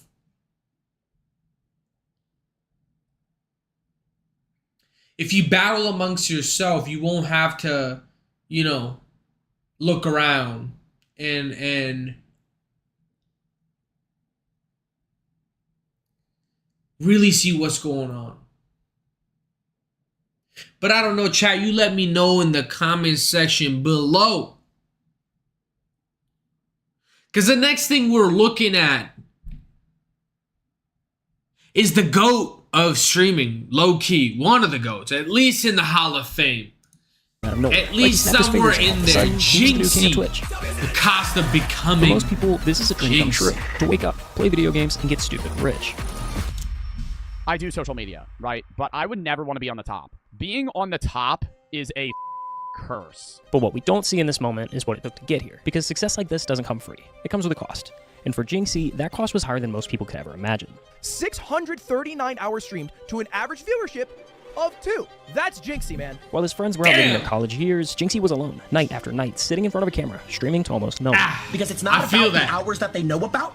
It's about what you do in the dark room when it's you and your thoughts. For years, his reality was numbers so low they didn't even register. 5 viewers, 10 viewers. It was a dream no one else could see. Every great thing that you will ever achieve is brick by brick, day by day, night by night. But the real question is, what exactly did he give up to reach number 1? Motivation. Nicholas Stewart, a social life. Today as Jynxzi, was born on September 26th, 2001 in Odessa, Florida. Growing up, he wasn't chasing streamer awards. His first love was actually soccer. He played competitively for a local team called Everton FC in Florida. And for a while, that was his entire world outside of school. As the mid-2010s rolled around, soccer wasn't his only obsession anymore. Like countless teenagers, he was sinking deeper into the world of video games. It started with the mobile game Clash Royale. Nick grinded his way at the ranks. Bro, that shit was so big, bro. That shit was so big. That was the first, big game in America, I felt like, bro. When I fucking heard of Clash Royale, bro, everybody, no, Clash of Clans. I'm thinking of Clash of Clans. I'm fucking stupid. My fault, OG. For a level under the name It's No and Nick. But by his junior year, the focus had once again shifted. He wanted to stream, so he created a new account, called it I Sweat Games. And for the first time, he hit go live on Twitch. Alright, what's up, guys? Just went live 5 seconds ago. And the timing of this move was perfect, because 2018 was the year live streaming exploded into the mainstream. Fortnite was everywhere, pulling in millions of players and casual viewers. Streamers like Ninja, Tfue, and Daquan were becoming household names. Ninja's collabs with Drake, Travis Scott, and Juju Smith. Ninja was the OG. He's low-key on the Mount Rushmore, bro. That's so crazy to think about, bro. Ninja is on the Mount Rushmore. He's one of the greats. Then we got Kai, Speed, and they're on another level. They're like the Drake and Kendricks of this world. Ninja is like the Lil Wayne or low key, he's the Birdman or fucking Jay-Z of this world. Putting Twitch in front of audiences who had never watched a live stream before. And that sudden surge of attention created space for new creators to break through. Now, I Sweat Games was short-lived. Nick dropped that username and started fresh as Jynxzi, but starting then gave him a chance to grow with the platform. He just had to follow the usual playbook. Do you go to school? I graduated high school last year, bro. I'm pursuing a career and becoming a full-time Twitch streamer and YouTuber. To become a top 1% streamer on Twitch, you really had to chase the biggest titles. And at that time, that game was Fortnite. It's all about Fortnite. It's free. To build an audience, you had to be the first to start streaming when a new season rolled out. You had to be the first to show the viewers what was new. Be the first to find the bugs, the Easter eggs, to play the games in ways no one else was. And that's how you'd stand out. No, we need that, my man. Hold on, chat. We need that. But first, a quick word from our sponsor. Our mornings usually for plus free breakfast for one. Instead, he went all in on Rainbow Six Siege. Dude, Siege is the greatest game on planet Earth. Siege at the time was practically on life support. I mean, Rainbow Six was barely scraping past 80,000 average viewers. How I feel about CSGO, my boy. 78.3 million active users each month, it becomes pretty clear. Siege was the wrong game to bet on. Imagine not playing Rainbow Six Siege. And yet, Jynxzi stuck with it, because even with all its flaws, Siege was different. Its unique destruction mechanics and tactical gameplay forced players to think, adapt, and strategize in ways that no other mainstream game did. But choosing such an unpopular game came at a price. I'm 19, I'm pursuing a career in becoming a full-time Twitch streamer, full-time YouTuber. By ignoring the industry's biggest titles, Jynxzi made his uphill battle even steeper. On a platform already stacked against smaller streamers, he was cutting himself off from the easiest route to visibility and grinding on a game fewer and fewer people seemed to care about. Counter-Strike is where I'm at, bro. That's my baby for real. Siege streamer there is every single day. For a year straight, Jynxzi streamed Rainbow Six gameplay to an average viewership of just 5. And at times, it pushed him to the brink. If I could just get 1 follower a day, I would be happy. With so few people watching, low-key, I'm there right now, brother. 1 follower a day keeps the doctor away. So hit the fucking follow button, hit the like and the subscription, cause I'm on the edge. He seriously considered walking away from streaming altogether. My friends, my teachers, guidance counselor just said like, oh, you're wasting your time. You're not going to be a streamer. It's a pipe dream.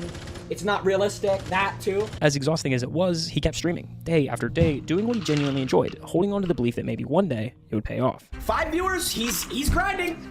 He's on the grind! As he got better at the game, the Siege community began to tune in. Slowly, 5 average viewers turned into 15. 15 became 50. You guys are freaking crazy, bro. And by June, his Twitch following had jumped from just 300 to over 3,000 followers. Bro, we're at 993 viewers. Can we hit 1,000 viewers, bro? But in the summer of 2021, he hit a wall. 1,500 average viewers. The reach of Rainbow Six had hit its limit. Despite being one of the most popular players in the space, and even having a personal charm in the game, no one outside of the Rainbow community cared enough to tune into the streams. For almost an entire year, Jynxzi sat there, at 1,500 viewers, making enough money to not have a job, but not enough to really live a life. Until one day, he woke up to thousands of new followers. He was confused at first, then checked TikTok. Someone had screen recorded his stream from the day prior and uploaded a short clip to TikTok. It was of him opening alpha packs in Rainbow, getting the same annoying rubber ducky charm 3 times in a row. Another rubber ducky! And this clip exploded on TikTok, breaking in over 17 million views that day. Might have to get on TikTok. You guys have! When he started up stream later that day, that ceiling finally moved. Thousands poured in, and Jynxzi's stream peaked at over 4,000 live viewers. It had been almost 4 years since he started streaming, and Jynxzi had finally moved up a rung on Twitch's endless ladder. 5,000 viewers already. That is a Jynxzi channel record. But what no one could have guessed was how quickly he'd shoot toward the top from here. That viral clip was the light bulb moment. If one random highlight could pull thousands to his stream, what would happen if he started posting them himself? So he ramped up the content machine, launching new accounts on TikTok and YouTube, putting together his rages, his highlights, his crash outs. And he wasn't the only one. Every day, dozens of accounts were pumping out Jynxzi's reactions, funneling even more viewers straight to his streams. We had 10,000 viewers! By January of 2023, Jynxzi had cleared over 500,000 followers on Twitch, then 750,000 in Munch, and just weeks later, give me that boy! 1 million. I need that boy! Oh my god! Oh my god! I'm calling my dad. And it didn't stop there. Just days later, the sub counter rocketed past giants like XQC and Kai Cenat. Jynxzi, streaming Rainbow Six Siege, was the #1 subscribed streamer on Twitch. Yeah, he's the #1 most sub person on Twitch right now. Yeah, which is crazy, by the way. I haven't gotten to watch me yet, but his TikTok seemed pretty funny. Oh, yeah, he's hilarious. By September, Jynxzi was averaging over 60,000 viewers, and at the 2023 Streamer Awards, he was crowned both the best gamer and breakout streamer of the year. Because the biggest streamer in the world right now is a guy named Jynxzi, and for a full year, he streamed on Twitch to an average viewership of 2. It literally just started as an idea and a dream and a goal. Yeah, he's streaming like 7-8 hours a day for 5 people. Man. November 2019, 5 viewers. Every great thing that's a grind, you will ever bro. achieve is brick by brick. I do like 2 hours and I'm like, ugh, I got chest pains. By day, night by night. December 2019, 5 viewers. It started off 5 years ago. 5! I'm pursuing a career and becoming a full-time Twitch streamer and YouTuber. January 2020, 5 viewers. The amount of mother that'll tell you that you can't do something because they can't imagine themselves doing something. If you have a dream, you have to protect that dream every single day when you wake up, bro. You cannot lose if you just don't give up. Literally, bro, the only way to lose is to give up. The crazy thing is why this all worked in the first place. A generation ago, streamers lived and died by the games they played. If the game popped, so did they. But if it faded, their careers went with it. Jynxzi flipped that script. Siege was already on life support when he started, so his growth was never tied to the popularity of the game. The climb took longer, but it built a foundation that wouldn't crack when trends move on. If you're the top guy on any stream, you are dealing with all of the bullshit. However, success often comes at a cost. In just a few months, he went from a random kid on Twitch to the internet's main character, and that meant his personal life wasn't really his anymore. Relationships, drama. Oh yeah, bro, I started seeing his OnlyFans grow. Yo, that I feel like is the hardest part of being an online personality or anybody in the public eye, bro. Your whole fucking life is a fucking entertainment for somebody else. By millions of strangers. What was once private became part of the content machine, whether he wanted it to or not. And even inside Siege, not everyone was happy with Jynxzi. Some of the OG players hated the new wave that he brought with him. They said his streams made the game less serious, that the culture was more about entertainment than strategy. The exact energy that revived Siege also made Jynxzi a target within the game's most dedicated community. But that's the trade-off of internet fame. You work so hard to get everything you ever wanted, only to realize it comes with everything you never asked for. I've been thinking about making this video for a very long time. I am retiring. I'm no longer going to be streaming, posting YouTube videos, posting TikToks. I feel like I lost all my love for it and passion for it. Damn. And now it's like, I just don't even want to stream anymore. So thank you to all my supporters. And this is goodbye. And for Jynxzi, the only way through was the same way he started. Keep pushing. Psych! Part-time's Jynxzi is gone. Starting tomorrow, I'm streaming every night, 7 p.m. to 12 p.m. I'm back on my 5-hour. Let's get it. Let's go. Click the sub button, click the like button, and let's do this for our mama and our little brother too. He built his whole career on consistency, on showing up no matter what, and now that mindset was the only thing holding it all together. He began branching out, pushing his content far beyond the walls of Rainbow Six Siege. Jynxzi hosted online dating shows, opened fan mail live on camera, and began IRL streaming with some of the biggest names on Twitch. You do your questions. Yeah, thank you, bro. This was actually the time period that I myself first became a fan of Jynxzi. In early 2024, those clips of mukbangs with Queso and cooking with Sketch started flooding my TikTok feed. Was that pot rusty, or trying to find out what the metal taste is there? And I'll admit, I can't stand the cringy, over-the-top screaming reactions by streamers. Except for this.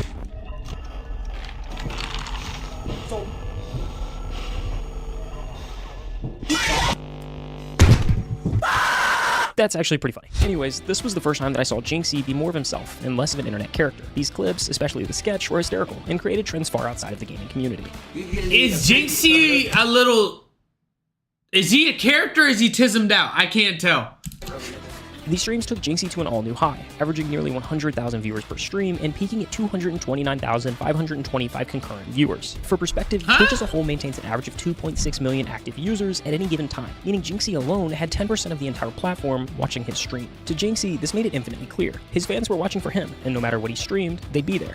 The mental barrier of streaming for performance was gone. Jynxzi really just streamed whatever he wanted to. He still streamed Rainbow, but there was constantly new additions, some that even go all the way back to the beginning of this journey. How long have you been streaming, honestly? Yeah, when did you start? I've never even said this, but like I was streaming when I was a freshman in high school. I was streaming when I was 15, so I've streamed on 3 different accounts. I started off streaming Clash Royale. I feel like I think every great streamer, you know, has failed so many times. You know, me, you know, I'm you know, one of the greats, you know. I failed so many fucking streams.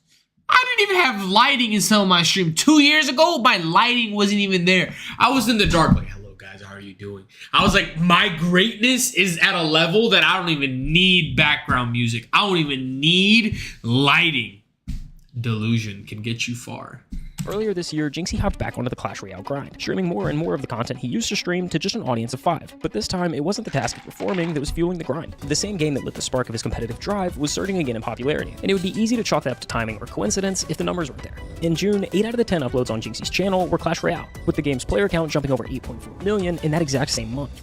Whether he'll admit it or not, the moment he came back, the game itself seemed to wake up too. And not just Clash Royale. Overnight, a surge of 800,000 players jumped back into Clash of Clans, like it was almost a brand new release, and we were right there with him.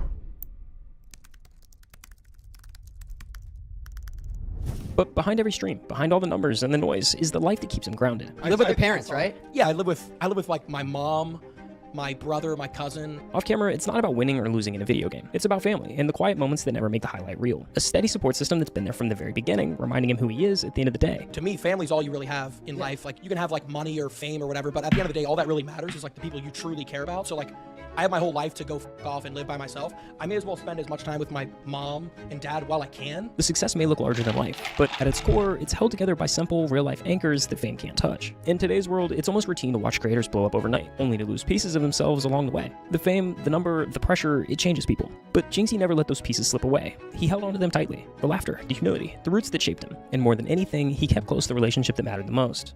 His dad. I've nothing but like the highest thanks to my dad. When I was like 17 years old and I didn't know what I wanted to do with my life, my dad was the person who told me to just go for it, and he said, Father?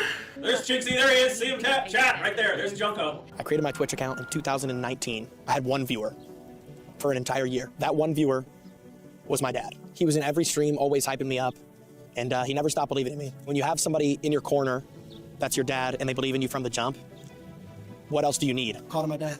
Yo. Dad, I just hit 1 million. No, I'm watching. Oh, you're in? Yeah.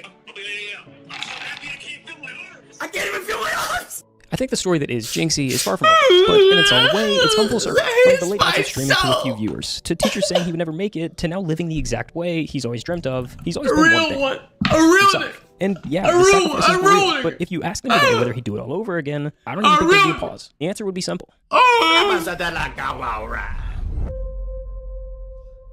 W video golf cart.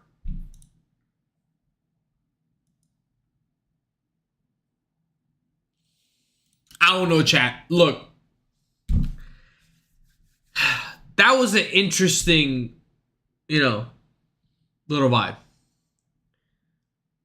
How y'all feeling in the chat? Let me know. W's in chat or L's in chat. I don't really know what the vibe is right now. I hope you hit the follow button, you hit the likes, and of course the notification, cause you know how the boy is bringing it to you.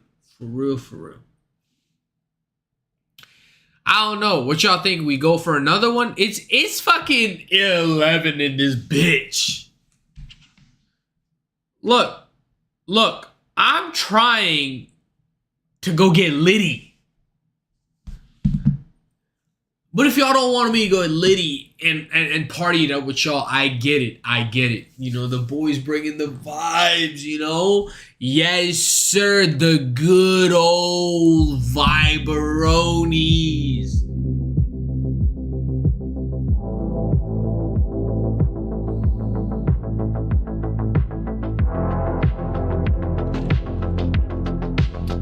I need you to have the viberonis.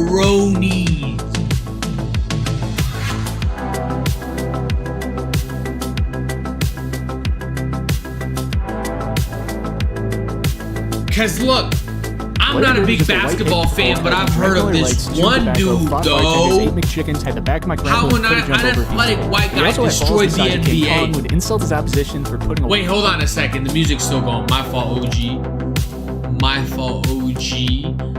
I'm gonna have to fix that music real quick. White player on him, would tell you how he was going to score and then do it, create challenges for himself because the game was too easy, finished with 3 MVPs, 3 NBA championships, and edge his game as one of the best to ever do it, all due to his psychopathic drive to solve the game of basketball.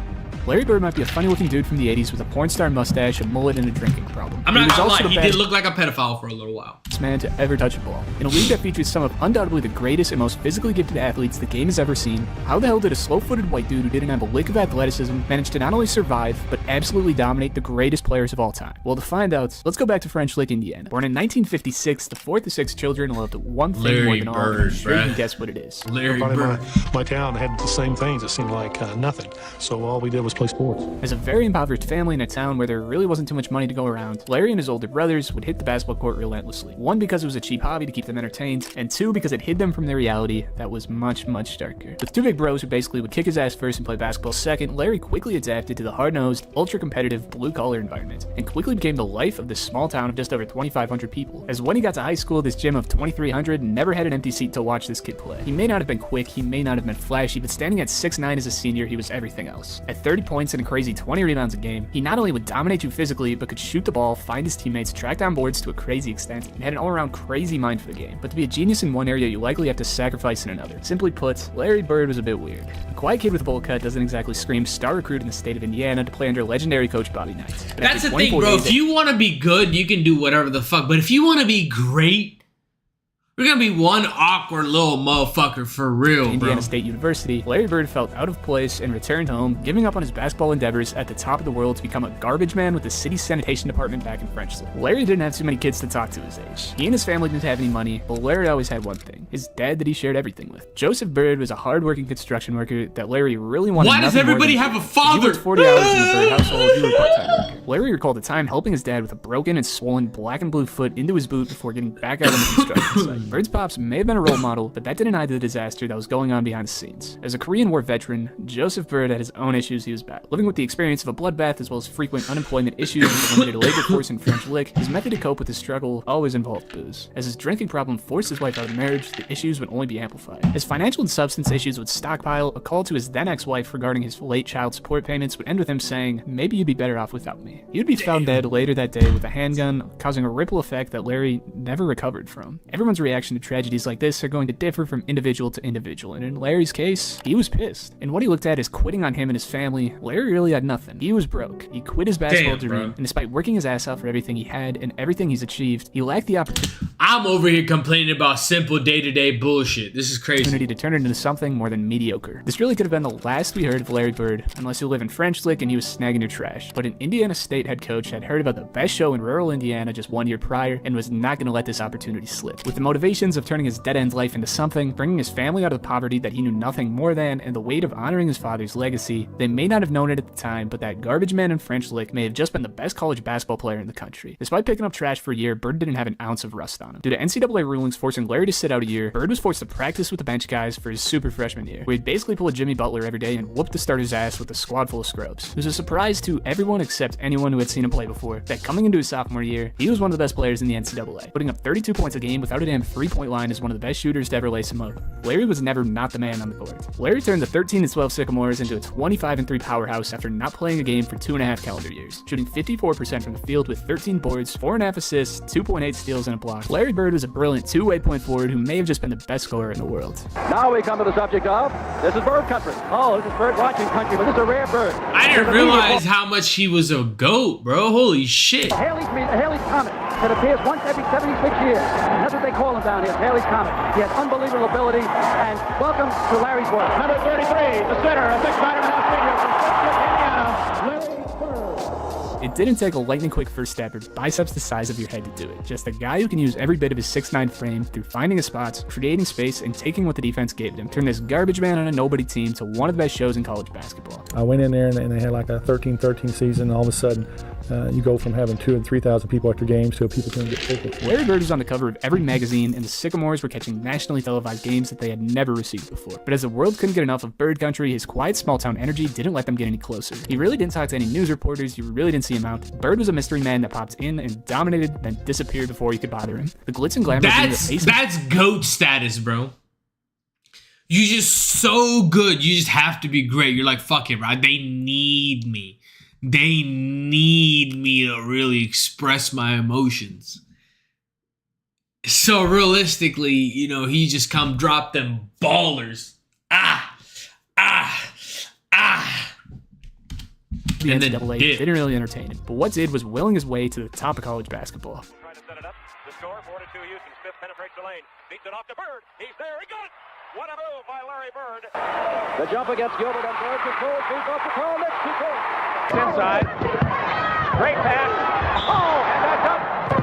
Over Watkins. He knew that was going in. 7 seconds to go. Reed gets it to Heaton. He's the clutch player. He made it. Keep Indiana State undefeated.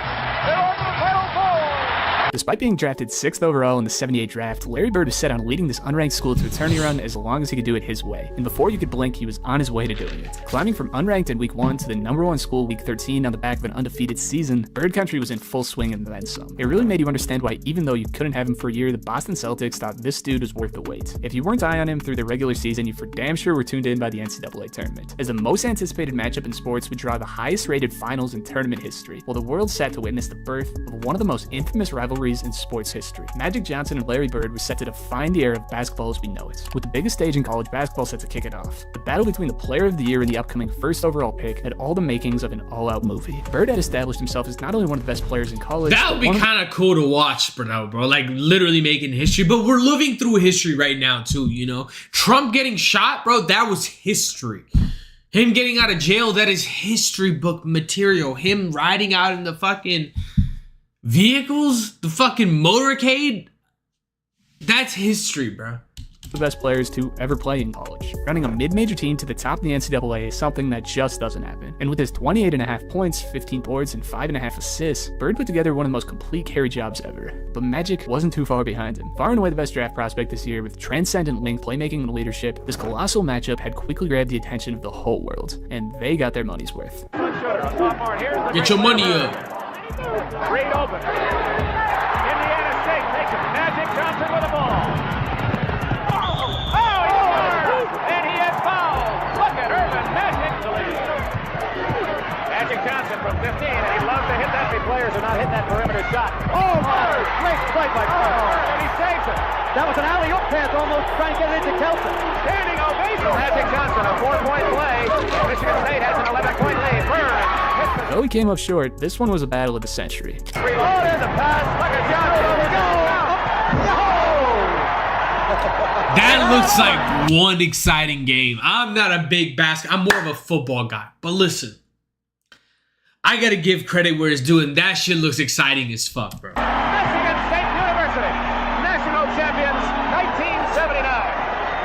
Plenty of people were disheartened to see Bird lose, but plenty of people were also equally glad to see Magic win. The division of this rivalry put asses in seats at the college level, and with the picture-perfect story with Magic Johnson being drafted first overall to the Los Angeles Lakers, this revived the biggest rivalry in sports at a time where the NBA brutally was in need of it. The aftermath of the infamous Wilt-Bill Russell rivalry resulted in a decade of declining attendance and TV ratings. The NBA was desperate for face of the league to arise, and they were lucky enough to land two of them at the same time. Entering the NBA, Larry Bird instantly was one of the best players that the league had off. Despite some of his teammates refusing to allow some white kid to come in and steal attention away from them, that white This kid... is gonna been a fucking big old racial tensions back in the day, bro. Imagine the racial tensions like Larry Bird and fucking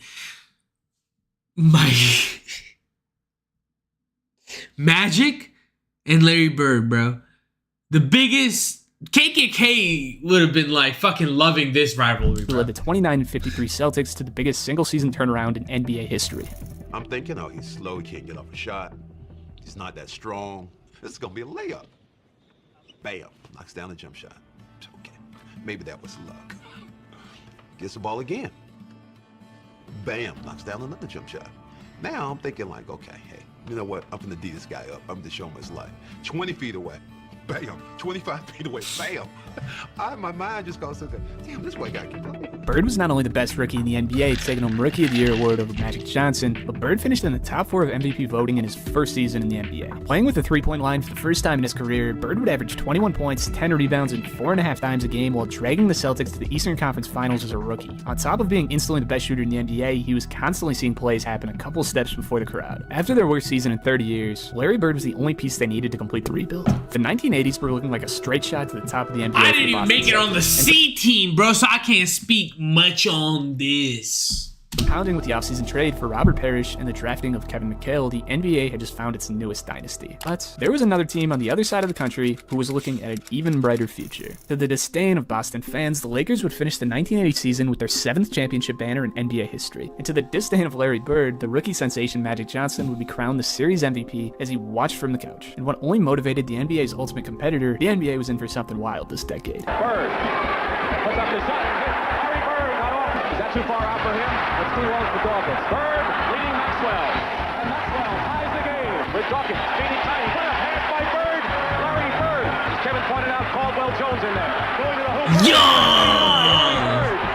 This Celtics team had enough talent to kill a horse, with the brilliance and perimeter scoring of Bird and the defense and interior scoring of Parrish and McHale. This team was led by two dudes in their rookie and sophomore seasons, and after sweeping the Chicago Bulls, the 76ers looked like they were ready to put these inexperienced kids to bed. Led by Julius Erving and Daryl Dawkins, the Sixers looked like they completely outclassed the Celtics, jumping out to a 3-1 lead in the series, but in what quickly turned into an all-out movie, Larry Bird turned this into a slugfest. Boy! 32-11-5, Bird put the team on his back to drag them across the finish line in a 2-point game to finally get some momentum back on their side. In the most evident example of 80s basketball you'll ever see, these teams competed to the end with physicality that would put a modern ref into cardiac arrest. In a 2-point game in Game 6 and a 1-point nail-biter in Game 7, the Boston Celtics were officially back. In one of the craziest sports towns in the world, this unsuspecting white kid who had to leave college to pick trash just a few years ago was the new face of NBA basketball. Landing in the NBA Finals in just his second year in the NBA, the struggles to pack seats for the past few years were certainly not seen in the Garden. In a 6-game series that really should have gone that far, the Celtics made you forget that just 2 years ago, this Houston Rockets team had the the MVP, and Boston was the worst team in basketball. Larry Bird took control of the NBA, leading a dead-end franchise to an NBA championship in just his second year in the NBA. Now Larry, as soon as he shot that ball, knew he missed it. He knew he missed it right. He took off right for the basket again, not being boxed off the boards. Made an incredible recovery and shot it in with his left hand. Just a great shot. You won't see a much better move than that. Seconds, one, and the world champion of Boston Celtics. If Victor Wembanyama takes home a chip next year, the world is going to lose their minds. And that's exactly what is that name? What Wumbly? Basketball with the mustache mullet man pictured everywhere you look. With the best regular season in the league in the 1982 season, the NBA had their new golden boys, as Larry finished second in MVP voting for the second year in a row, with 23, 11, and 6 with 2 steals. Storming back in the 1982 playoffs as the favorites in the NBA, the team that gave them the most trouble out of everyone came around for payback. In another war of a 7-game series, the Philadelphia 76ers had gotten their revenge and punched another ticket to the NBA Finals.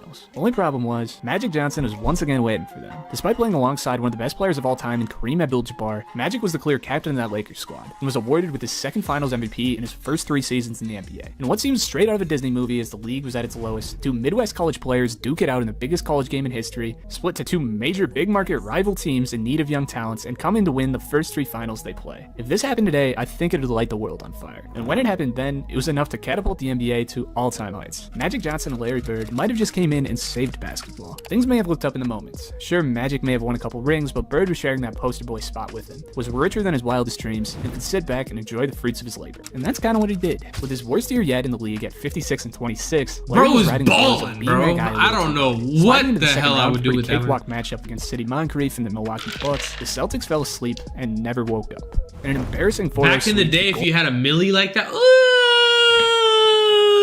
Golden Boy of the NBA was faced with his first real challenge. Despite reaching gold in just his second NBA season, Larry had ran into the playoffs as the favorite in the league and didn't even make it out of the Eastern Conference. Yes, he was a fun young star, but outside of his miracle run, who knew if this kid had it in him to keep it up, and put himself among the greatest ever players? Well, I guess one day. Larry Bird came out in the 1983-1984 season with a monstrous chip on his shoulder. It may have been cute for the young gun hit kid to come in and turn around franchise, but after 2 straight losses and 3 straight runner-up MVP seasons, this is where we saw Larry Bird at his absolute best. Despite actually not shooting the ball very well, Larry Bird dominated the game physically and mentally. This really proved to be somewhat of a misconception of his game, as other than his rookie year, Bird only shot a pretty poor 26% from beyond the 3-point line up to this point. He didn't need the 3-ball to put up over 20 a game, even though later in his career this aspect was absolutely dialed. His mid-range shooting, post-up game, and craftiness with a big give-and-go game willed the ball in the basket when a little bit of size was his only physical advantage, but his IQ on the floor was on a whole nother level. Larry Bird used every tool in his bag to not only beat you, but pummel you, then let your ass know right after. Larry knew how to create advantages as well as anyone, with a quick array of head and ball fakes to get you going, and once he had the advantage, he had the touch to so you really gotta plan your game, not just fucking physically,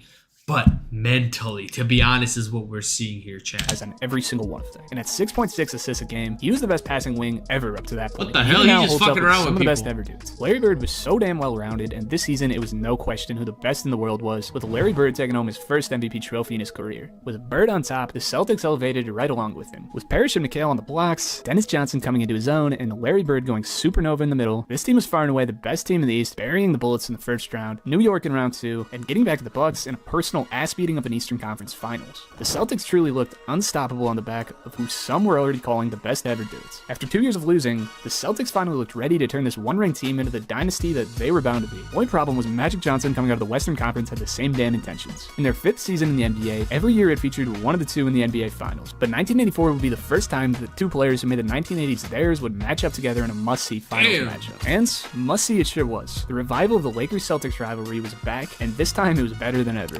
That's like low-key the movies. And both benches have emptied, and you knew this was going to happen.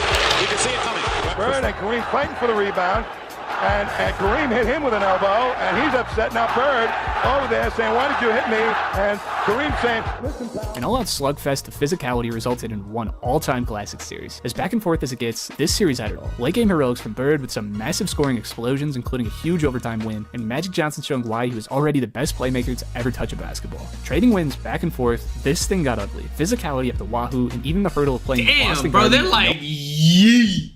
They're trying to body slam each other and fucking end it. Air conditioning games 5 and 7. If you're a fan of 80s basketball antics, you've rewatched this series more times than any. At 27 points and 14 rebounds, Larry did everything he could do to win this series. When you're looking at a Game 7 in a 100-degree hotbox against Magic, Kareem, and Worthy, I don't think it's possible to feel comfortable about your situation no matter what, especially after a 4-quarter hounding in the Staples Center the night prior. When Game 7 came, it really could go either way. In a game that had the potential to shift the weight of the NBA on its side, it didn't matter how hot the Garden got. That thing was packed to the gills, and then if they let a few more guys in. Despite poor shooting night from Bird, the heroics of Cedric Maxwell and the contributions in every other aspect from Larry kept the Celtics on top late game. And with a mob of fans inching on the court, late game free throws from Bird put the nails in the coffin on the Celtics' 15th NBA championship in history. Boy, this one had to feel good. Not only is Bird a two-time champion and MVP at 27, already putting himself among the best to ever do it, but tying Magic... 27. Holy shit. I'm like, damn it.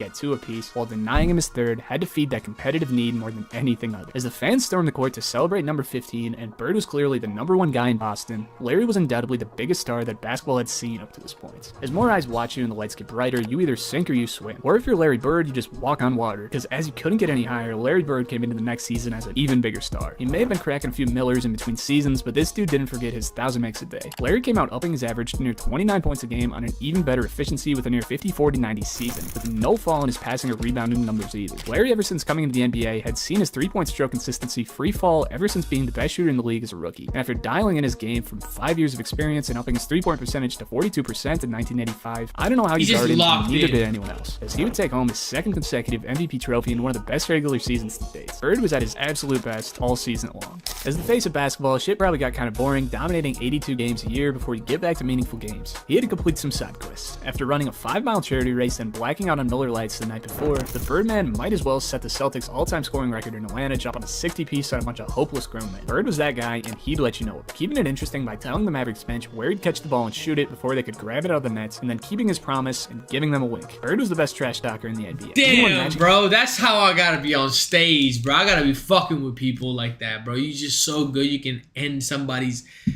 Hey, I'm going over here. Yeet!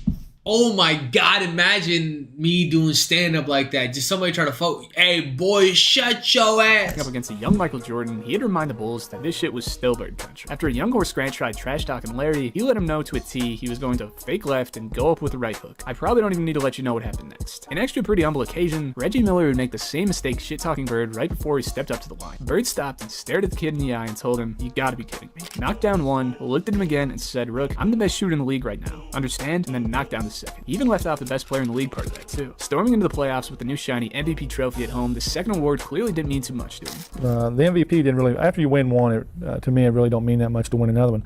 The thing that you try to go for is the championships, because once you win an MVP, bro is like yourself, literally wearing white face. Why does he got goggle eyes? Bro, what was he doing? Why is his eyes and then is he Batman? Why is this part white? And then the rest is he Batman? By yourself. Once you win an NBA championship, the whole city's involved. All your Celtic fans around the country and the whole city. It just is Larry Bird Batman? It was too easy for Bird and the Celtics, taking home an improved 63 wins and stomping out old friends like the Sixers, who were no longer on the same planet as Bird. The 1980s turned into a battle for the NBA between two teams who wanted to see the other one dead. The 1985 season is really where we saw the battle of the Titans, but in LA's favor, they were just too much to top. Kareem, despite being like 80 years old, didn't age no matter what. James Worthy is the best number 3 man the game's ever seen. Byron Scott's underrated as hell, and Michael Cooper is one of the best two-way players of all time. Hell, these dudes had Bob McAdoo backing up Kareem Abdul-Jabbar, and with all this talents, had Magic Johnson of all people feeding him. Pushing them to Game 6 was kind of an achievement on its own, but for Larry, I'm sure this one stung as bad as any. We as a team, we're playing like a bunch of sissies. The Celtics were outmatched, and it's clear. And with their backs to the wall, they pulled the trigger on a move that was truly a gamble. The Celtics took a shot on the longtime injury-ridden Bill Walton's career, who actually played a huge role on this team. In Robert Parrish and Kevin McHale, and even Larry Bird at times, with his 6'9" frame, the onslaught in the post was relentless. Now with legitimate competition, the 1986 campaign was the best Boston team of the Larry Bird era. And when you compare them talent by talent, it was more than likely the best Celtics squad ever assembled. This team clicked like none other. Larry could impact the game in a million ways, and the trust that these dudes had in each other showed on the floor night after night. At 67, that's what I say about like any big like collective, bro. If you have a team that clicks and like vibes together, bro, you can get to like highs, bro.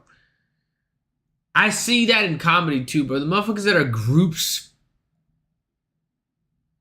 that are in like you know, in teams, they do so much better. Oh, bro, I can put like my homies on, and then we do this show, and the show is like next level, and then people want to come around. You build that band. 15 and an extremely rare MVP three-peat for Bird. They were one of the most dominant squads in NBA history. At 26, 10, and 7, Bird was still the best in the league, and at just a few buckets away from 50, 40, 90 with a new three-point contest trophy in its first ever go-around, he was the best sharpshooter the league had seen up to this point. After dominating the NBA, winning MVP 3 years in a row, and three-peating for second place the 3 years before that, Larry got back to fucking around the entire season. A matchup against the Portland Trail Blazers resulted in one of the most infamous FU games in history. After telling the Blazers that he was saving his right hand for the Lakers, Bird went out and torched Portland for 47 in Portland with his left hand while burying the game-winning shot. Bird was the baddest man in the league, and he was running a powerhouse straight to the top. In what was clearly the best team in the league and the best team of the Bird era, the Celtics curb-stomped the Eastern Conference, sweeping the Bulls, nearly sweeping the Hawks, and sweeping the Bucks. Celtics stormed in the finals, losing only one game before matching up with an old friend. The new and improved Houston Rockets may have been the best set team to take down this powerhouse of a Celtics squad, as probably the only team with a better front court with the twin-power duo of Hakeem Olajuwon and Ralph Sampson. Their only problem was that they had no answer for Larry Bird, if that was possible. Winning the series in 6 games, the only thing on Bird's mind was how the hell they even let him win a pair. With 3 NBA championships, the Celtics were officially a dynasty, with more cinemas to show for it in the 1987 season, averaging 30, 10, and 8 against one of the best perimeter defenders ever in a 7-game series, and another 27, 10, and 7 to follow in one of the most memorable matches of the decade against the dirtiest team the game's ever seen. Bird had it out for the bad boy Pistons, but damn, they never made it easy. In a series that proved to be as physical as any, on the backs of crucial mistakes by the Pistons late game, like the game-winning steal and dish down 1 that's cemented in every highlight reel, and letting Bird get on a roll in Game 7 with 37, 9, and 9 on 54, 50, and 100% shooting splits. The Celtics had punched their ticket to the 4th straight NBA, and their 5th of Larry Bird's legendary career. But duking it out in back-to-back Game 7s costed this team some legs. With an injured supporting cast and the toughest matchup in basketball with another Celtics-Lakers series, Boston was out of this one before it even started. At this point, it was clear to see that the squad that the world was fascinated over was on the back 9 of their run of dominance in the NBA. But despite Bird celebrating his 31st, he was still reaching highs he had never seen before. At 39 and 6 in the 50, 40, 90 club, Larry was really paving the way for volume shooters to an extent that had never been seen. But really more than that, he was changing the face of the sport. A couple of poor Midwest kids seen on every advertisement showed that even for everyday people, the best of the best might still have room for you, if you want it bad enough. And that's what Bird did. Bird may not have been the most talented in the league, but did the work prior to ensure the hard work, bro. You just gotta keep putting in that work. 1988 3-point contest. Looking That's for his all third it is, win bro. in the 3rd year of holding the event, Larry walked into the locker room, asked who was going to come into 2nd place, before going out and winning his 3rd straight trophy without even taking his jacket off. Yeah, just winning isn't enough for some people. Bird and the Celtics would set off into the playoffs, looking to make another deep playoff run. But this time, after another 7-game series, the stress, physicality, and pain that comes with competing against the bad boys Pistons was just too much for them.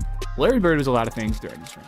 He was the best shooter in the league. For a while, he was the best player in the league. He trash talks better than anyone in the league, and he backed it up better than anyone in the league. And mostly, he worked harder than anyone in the league. Game or practice, Bird put his body on the line 100% of the time if it meant it was going to put his team in a better position to win, despite if the game meant anything or not. You wouldn't expect this from the best offensive player on the team, but as the guy who demanded the ball at the end of games, it wasn't because he was the most talented guy in the world with the nicest step back. He took the last shot at the end of games because he's taken twice as many shots in his life than the next closest guy on the team. Putting your career first and body second did elevate him to basketball immortality, but was also the buck shot that took Bird out of the sky. After ongoing back problems stemming from shoveling gravel in his mom's driveway to save money, Bird would sadly see his health steeply decline, playing just 6 games in the 1988 season. A back injury may have been the only possible culprit that could take down Larry Bird. With no real reliance on natural athleticism and crafty jump shooter, going out the same as most plumbers was sad to see and weirdly fitting. Damn it, bro. Pain most people couldn't bear to deal with, Bird was still a top 10 player in basketball at 33 years old, putting up 24 games in 75 grueling games, laying everything on the line to sneak his aging roster in the playoffs. Bird sadly left too much out on the floor, sitting out the 1st round due to injuries, as without their star, the Celtics... That back pain is a real bitch and a half, bro. It really...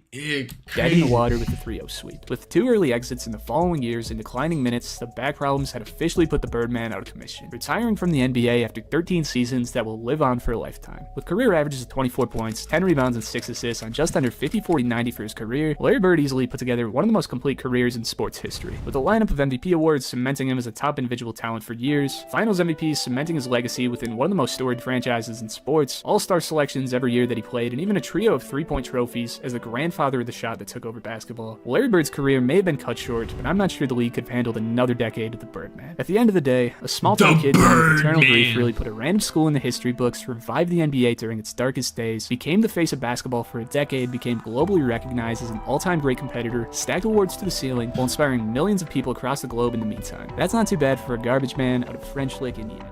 If you enjoyed this video, check out my last one here where we cover a team that hasn't played since. As always, video, Swish County. Oh my lord, 100K subbies. W to you, brother. Look, I hope y'all enjoyed the so far so real vibes. Cause look, I did. I genuinely did. I, you know, have always said, stay for a while and we're gonna have a good time. Cause look, that was a good fucking video. I didn't know Larry Bird was a GOAT like that. I knew Larry Bird was good, but I didn't know how good he truly was, because I'm not really a basketball person. I love football, I love rugby, and you know, I do not know how to play basketball well. I couldn't make the C team, but I always like seeing how these champions work, because they're, you know, grinding for the very, very top. And like, they're like not even the top 1%, they're the top 0.1% of their craft. They're grinding, and that type of discipline, that type of mindset is what gets most people to the next level. And I really admire that, and I like seeing that in motherfuckers for real. I don't know, chat. I just, you know, I like interesting things like that. I hope you enjoyed. I hope y'all like the vibes. Because I want you to hit the fucking like button and, of course, hit the notifications and have a great night and a great fucking weekend. Because listen, until next time, stay blessed.